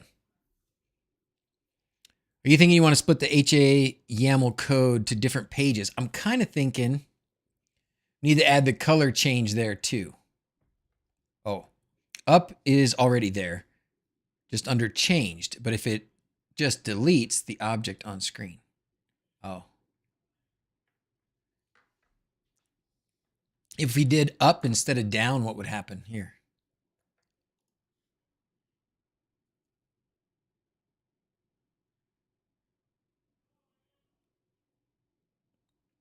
Down, I'm going to leave it. Now that we know what it just takes a second. I mean, like, I'm okay with it. I'm okay with just like rotating it and then holding it for a second and giving it a moment to change. That's good enough. So this was really good though. So this is dynamic changing of the device, of the display on the device here. So that when you press this, you get a new screen. Let's put that up here for a second. Let's make it so you can kind of see it. Is there any way you can kind of see that? It's not a great way, but that's something. So when I have to press and hold it for a second, and then it changes. Now you can see that the light turned green. So it just takes a little bit more holding. So you press that. This is the dynamic part. This is coming from the YAML there. And then I can change this to something else. Hold it for a second. And then it changes. I can also just turn it off. Turn it back on. And then go back here. It always goes to red on this one for some reason. And then it's red. That is so cool. That is fantastic. Yay. So we didn't have anything wrong the whole time. We can tinker with it off stream. Awesome. Francis, that's fantastic. I would love to do more to help. This is my contribution. I don't know. I wish I could get in there and figure things out more, but I just don't have that kind of knowledge. I was thinking, do I want to split this instead of openhasp.yaml? Do I want to have several different, have a file for each panel? I probably should, because this is getting pretty cumbersome. This gets pretty big. So you probably have a different YAML for each plate, right? Which would probably mean, so instead of this, I would include the folder, and then in each one, and then in the folder, then I would put something.yaml, right? That's how I'd do it. In fact, I'm pretty sure that's in your example. I'm pretty sure that's, I remember seeing that somewhere here. Hacks, configuration, do this.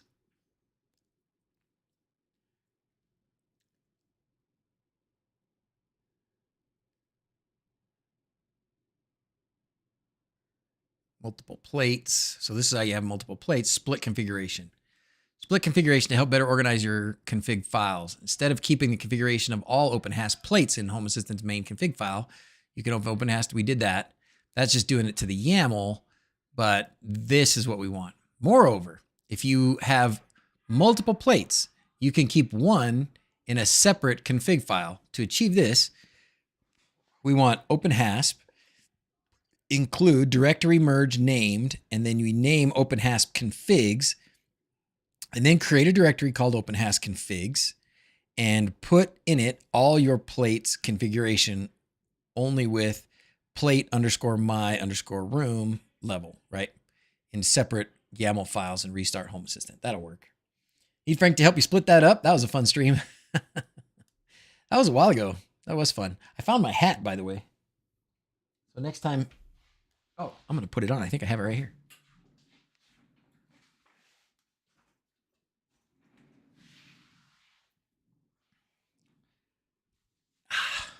It's my tribute to Frank.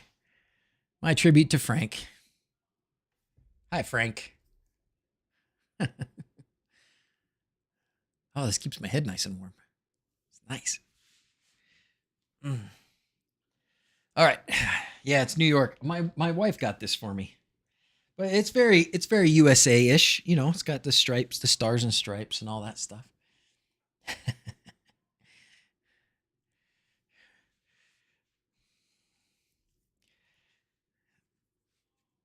There we go. How's that? Get it right? Did I get it right?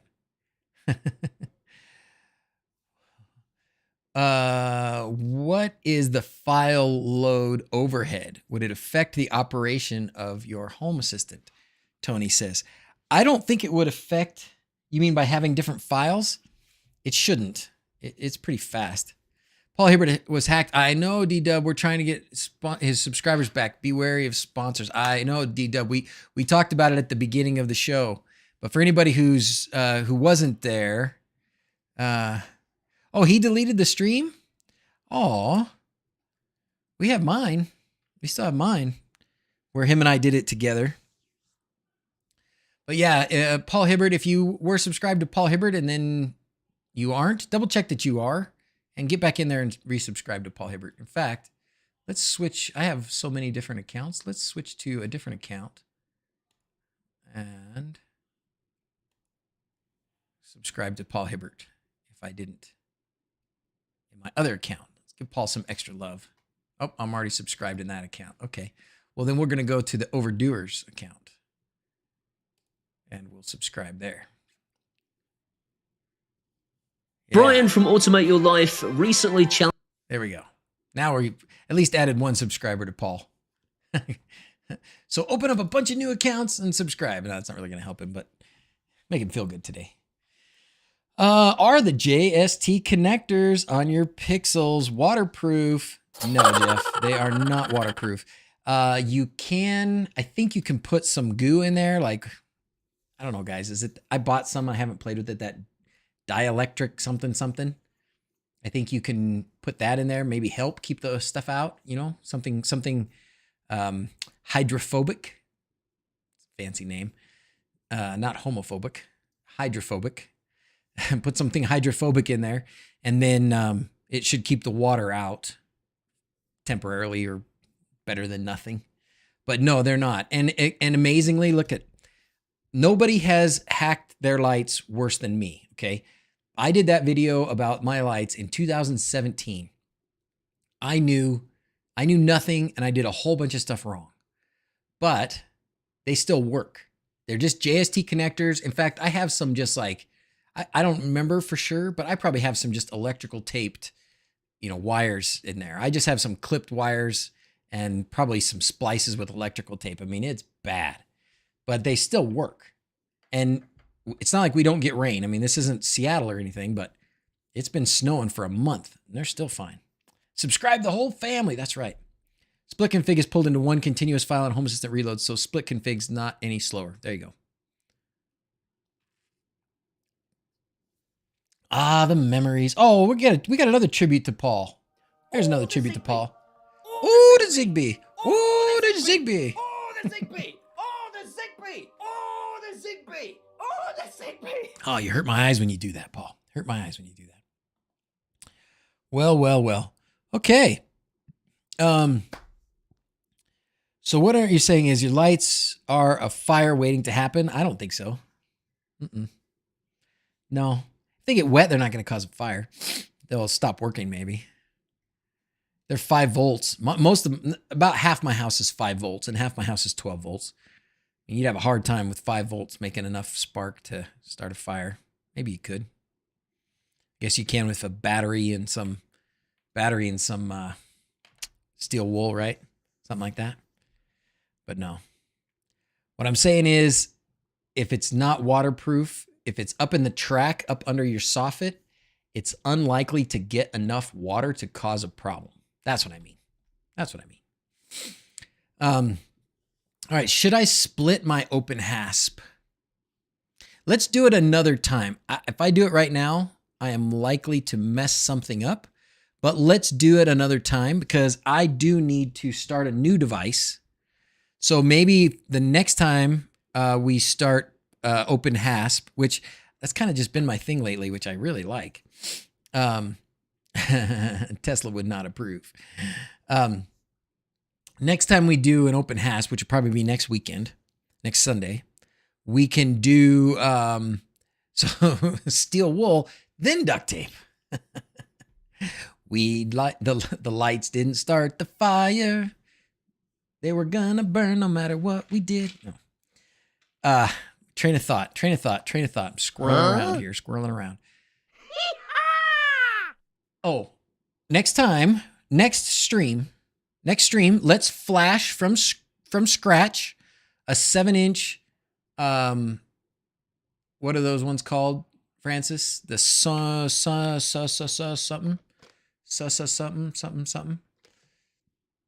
It is a family of these screens which are really inexpensive. Choo-choo train. Family of these screens that are really inexpensive, and I have several of them that are very large.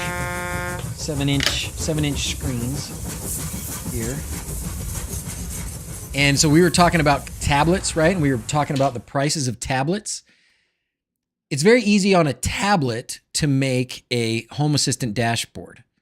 You don't really have to do much setup. You basically install the app, you make your dashboard in Lovelace. I mean, it's not that there's nothing to do, but it's very little. This is obviously a bit more work on the lines of code side. But these are like $30. This 7-inch display is $30 on AliExpress. It doesn't have a fancy case, so you do need something else to put it in. But we will. I have one that's in a 7-inch thing. Anyways, I want to flash one of these from scratch, and set it up to start to work up at the Hobbit house. Okay. Link. Ofer says link. You want to link to those? Oh man, what are those called? They're on AliExpress.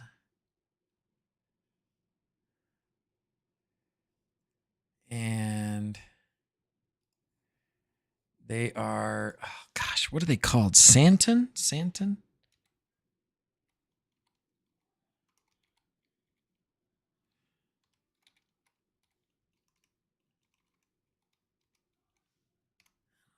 I don't know if Santon is the right word. Maybe it is. Yeah, here it is. Sunton. Thank you. Here they are. It doesn't even say it in this advertisement, but basically here they are. And does this not give me a link? How do I get my links here? Am I logged in? Oh, I have to log in. And then it's going to make me go to my... forget it. Here, just get them. There we go. Okay. Sunton. And there are all sizes. Now, I do have... We can play with it. I didn't play with it too much. This is the cheapest display that uses OpenHASP that I've seen. Maybe Francis has another one. But this one is like $9, I think. It's got the ESP32 attached. So for some of you that have missed it, I've been doing this a lot since the 12 streams of Christmas. Somebody got me started on this. I don't know who it was. I blame Francis. But these Sunton, these OpenHASP displays come in lots of varieties. You can get a little display like this. Well, that's weird. That's a white display. Why would it not show up on there? But anyways, this one you have to add the ESP32 separately. I think this display was like $12, plus you had to add this ESP32, which was about $4. Or maybe the display was $9 and then you had to add the ESP32. I don't know how it got to 12. I can't remember. But anyways, these are pretty cheap. Get one with 8 megabytes, flash and PS RAM. There you go, Francis. So, and Francis is recommending this one, ESP32-804. Oh, that's the one. That's the 70. That's the this one right here. And that's this. Is that the 7-inch one? Yeah, that's the 7-inch one. And it has 8 megabyte PS RAM, 16 megabyte flash. Sweet. 3 sizes of Sunton, and they all work if they have an ESP32. Nice. Yeah. I guess I only have 2 sizes. I should probably get more. When you look, some of these companies or some of these sellers have them in different sizes. There's round ones too. Talk about making a thermostat. You know, you can do a round one too. I don't know if these are Sunton ones. These should work. These, yeah. So no, some of these displays are just displays. Don't get this. This is just a display in an SD card. That's not gonna. I mean, you could do it. You just have to add stuff to it. On the OpenHASP, I'm flipping through all this stuff, but really on the OpenHASP how-to stuff is all a bunch of devices listed that would work, right? So some of them are already put together, and some of them are not. But you can get just displays. Like this is the first one I had. This is the Lowland 32. That's this little guy. That's this little guy. That's what this one is. But this one does not have an ESP32, so you have to add an ESP32 to it. But these devices, oops, I can't see them all. This devices page.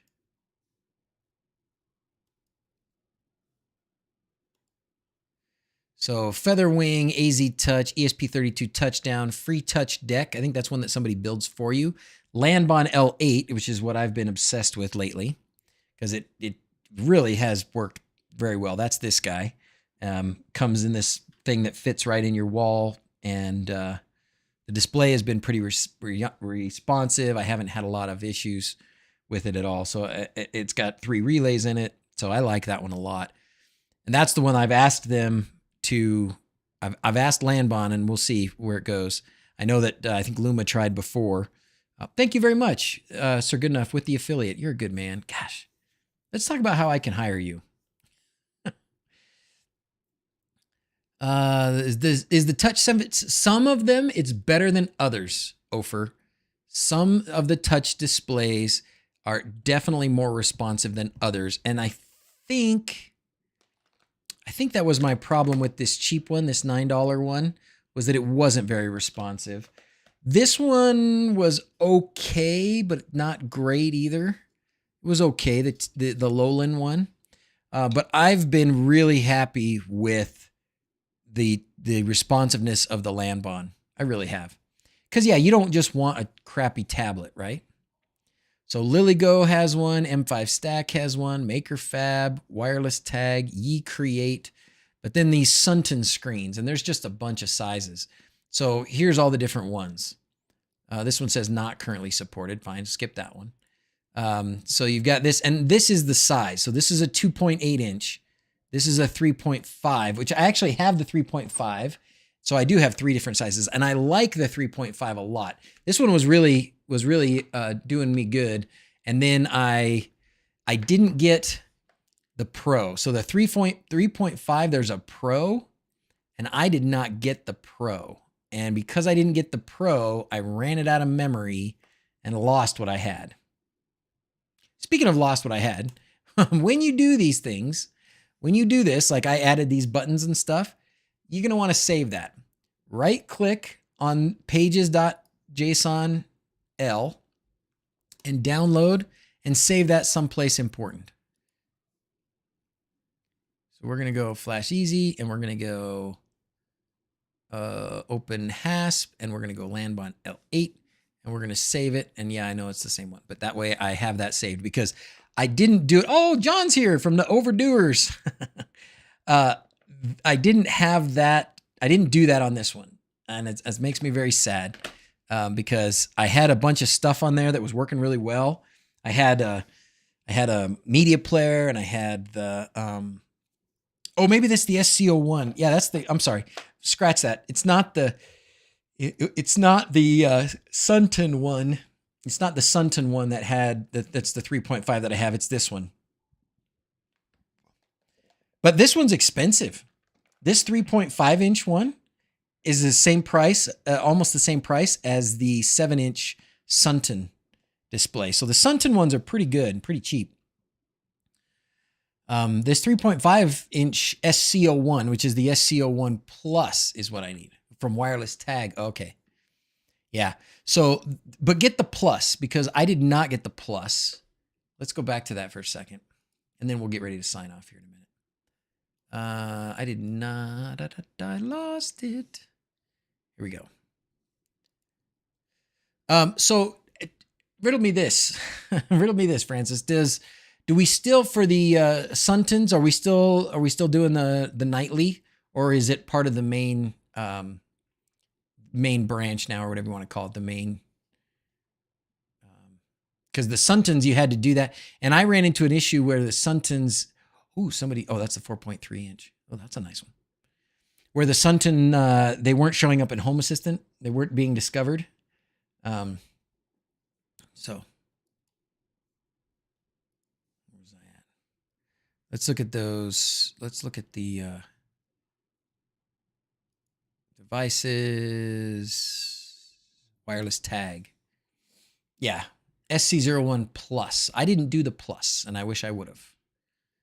The Plus, take advantage of this display. Large custom interface on the back. There's some ports for GPIOs you can expand. But it's 2 megabyte PS RAM. Is that okay? This is the one I got. Oh, wait, no, I got the wrong one. I didn't. So this is the one you want. I didn't get that one. Wait a minute. I got the wrong one. Not being responsive sucks, right? If you get the 0.7 firmware, you need 0.7 integration too. Okay. Still in development. The Suntons are supported by 7 dev only. Okay.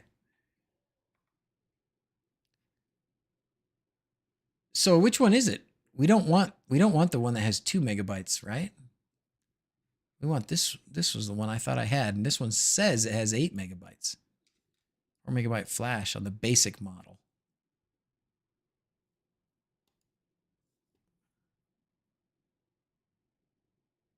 Anyways, $25. 16 megabyte version. I wonder what I got. Maybe that wasn't, maybe I think I messed it up. Can add a temp sensor or something too. 2 megabyte PS RAM is plenty. Oh, okay.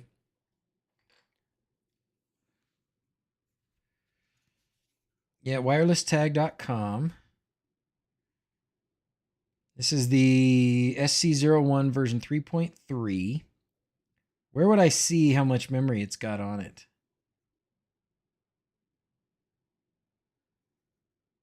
Because it just, I was doing something and I was working on the media display and then it just crapped out. It just started like rebooting and rebooting and rebooting. And I thought, oh, it's not getting enough power.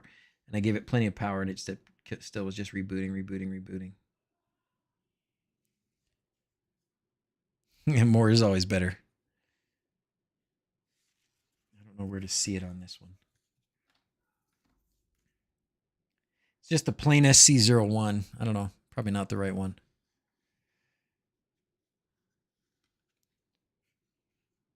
Anyways, it didn't. I have to reflash it to get it.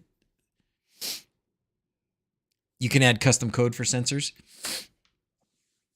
All right, guys, that was pretty good. We're not done. This is still something I want to do.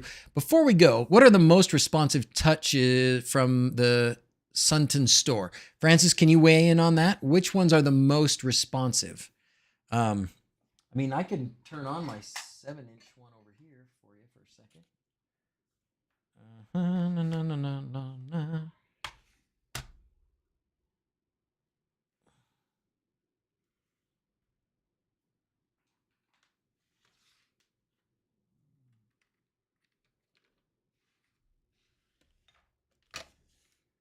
Actually, I don't think I put much on this one, did I? Oh dear. Oh, I know why. Yeah, no, that's not going to work. Oh, there it goes. This is the 7-inch one right here. And I don't have anything on it right now, so I need to play with it. But they seem pretty good. Anyone with capacitive touch, do not get the resistive if you want responsive touch. And I think that this little tiny one, or this one that was so cheap, was like $9. It came with a little plastic stylus. So I think this was the resistive touch, not the capacitive touch. The Plus has a better ESP32S3 and is faster in response, but looks like it needs an external TTL board to flash it to OpenHASP. I think they all do. All of the not all, when I say all, I mean the Suntons do. The Sunton displays do.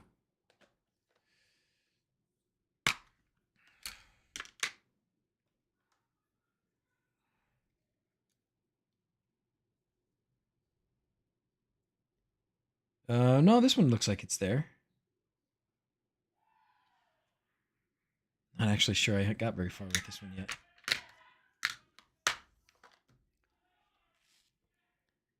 Yeah, the SC01, this was the wireless tags one.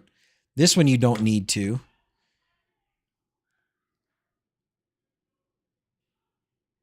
But I think the 7-inch ones you do. Pretty sure.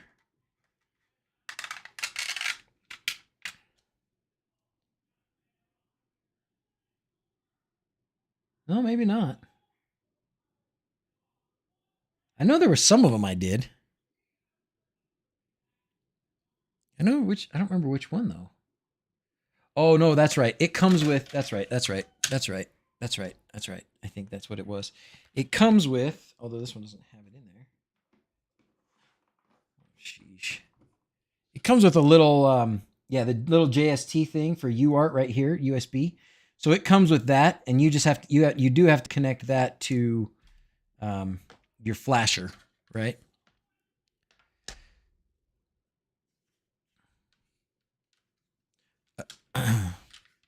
All right, let's get it going. I need to try and get a nap. I'm feeling the nap coming on. I do want to though. Let's make a pact. Let's make a blood oath that we are also, in addition to all of these displays, which is going to take up a good part of my year, let's learn what's going on with Home Assistant voice. Okay, I really want Home Assistant voice to be a thing. You may remember sometime last year, I did do Raspy, and Home Assistant now hired Mark, I think is his name, right? Mike or Mark? I think it's Mark, who made Raspy. They hired him. Nabukasa did. And that's who's doing a lot of the work on this, the year of the voice. So Home Assistant is going to be continuing to focus on developing a voice interface for Home Assistant that is separate from Alexa or Google Home. And that's a big deal. Right now, the examples that they've shown looks like you can type it in, or you can use Alexa or Google Home for the receiving of the voice command, and then it just sends the text to Home Assistant. So rather than having Alexa or Google Home have all the information and all the control of your house, all you're using it for is just the text to speech. Sorry, speech to text. So voice to text. And then Home Assistant is taking that text and it's turning it into an actual command. Thinking to buy a display from Suntons. Going to choose a capacitive touch. Good. So anyways, those are, I see my mapping out what I think we'll be streaming about for the next several months is going to be more of these displays and then some Home Assistant voice stuff. So please talk about ChatGPT integration. I don't know anything about it. Vinicius Santos right now. I'm sorry, but that's what I'm saying. I need to learn still what they're doing and how to make it happen, how to make things happen. I wish I could use Alexa to play music from my Plex. So the other thing that, along with that voice bit, in my mind, I know we did ESP Home Media Players. You remember we did ESP Home Media Player? And it was one of those things that I did, and I was super excited about it. We got it working, and then I tucked it away. And off it went. So I want to get that back out again and figure out how to do that. And remember how to do it and set it up. Because I see it then as a way you can talk, tell Home Assistant what you want it to do. You can get audio responses out of an ESP Home Media Player. You don't need Alexa or Google Home at all anymore. It'll take a bit more tinkering, but think of how much less tinkering we have to do now with things in Home Assistant than a few years ago. So even right now it's tinkering to do some of these microphone speaker things. It won't be that long, and we'll be able to do them a lot more seamlessly. So just use Tinkercad, basic shapes, cases for displays. Yeah.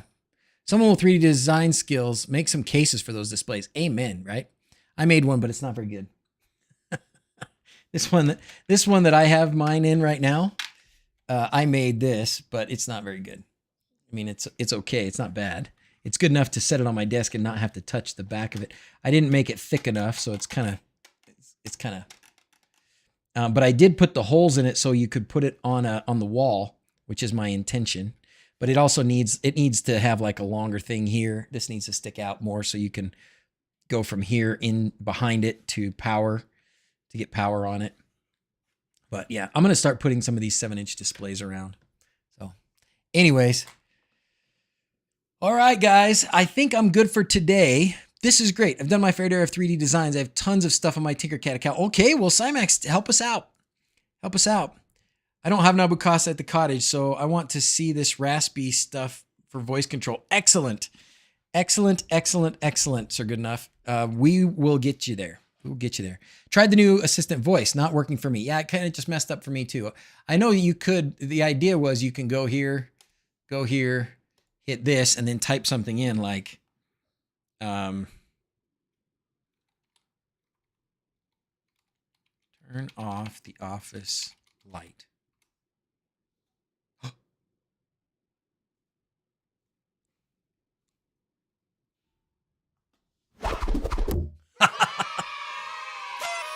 Turn on the office light. Oh my gosh. Well, so there you go. There you go. So then there's a piece where you go from voice to this, right? So somehow you got to get the voice in and then to this, okay? And then we'll get the output from the speakers too. But didn't I try that earlier today? I mean, that was one of the first things I tried. I tried it and it didn't work. We can try this now. Set DrZzs eyes to red. Okay, so DrZzs is my dragon on the wall over here, and he has LEDs in his eyes, and right now they're blue. And they just went red.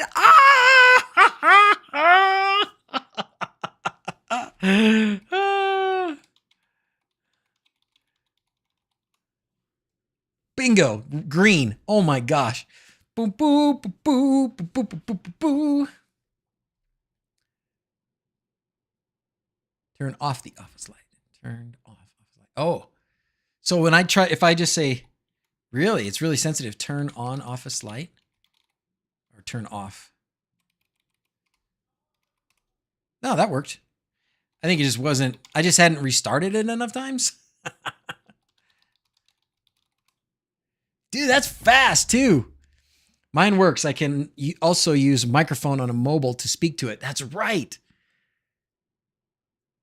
Oh, yeah. Let's do that. Hold on.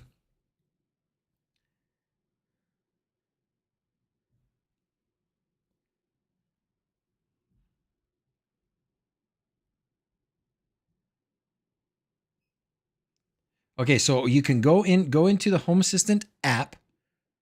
Okay. So Home Assistant app, and up here you can go to Assist, and then you can hit the microphone. Turn off office light. Nope. Oops, I gotta hold it. Turn off office light. Nope. Nope. Turn off office light. Nope. What if we do this? Turn off office light. So so right now it's not working to use Home Assistants. Oh gosh. Whoa. Okay, so that started to work after a minute. Didn't work initially.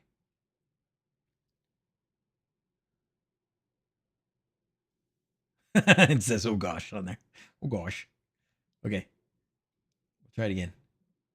Turn off office light. Nope. Turn off office light. Turn off office light. Turn off office light.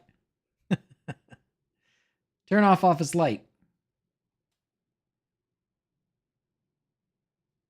Oh, it's off already.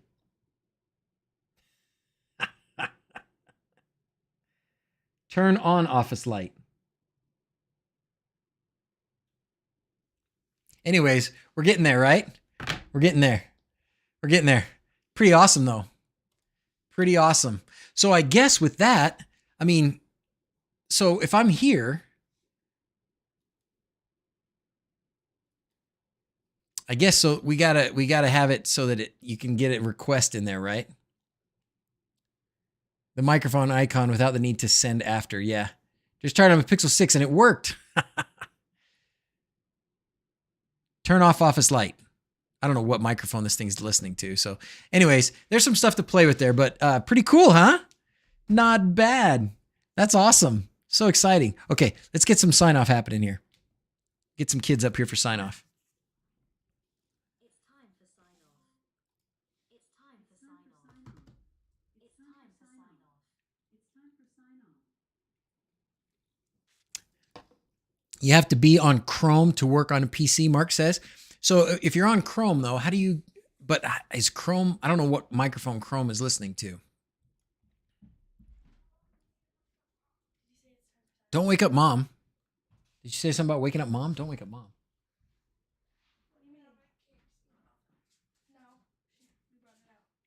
Did you take a nap? You look like you need a nap. Yeah. Uh-oh. Uh-oh. Yeah, you kind of do. All right, well, it's just you two girls. Should we sing happy birthday to Grace? No? You sure? Okay. You're not feeling very good. You do have a fever. I can feel it. Okay, well, let's just sign off like we're really sick, okay? Let's sign off like we're sad and we need a hug. Ready? As always, thanks for watching. Until next time, adios. I love you. Okay, bye guys. We'll see you next week.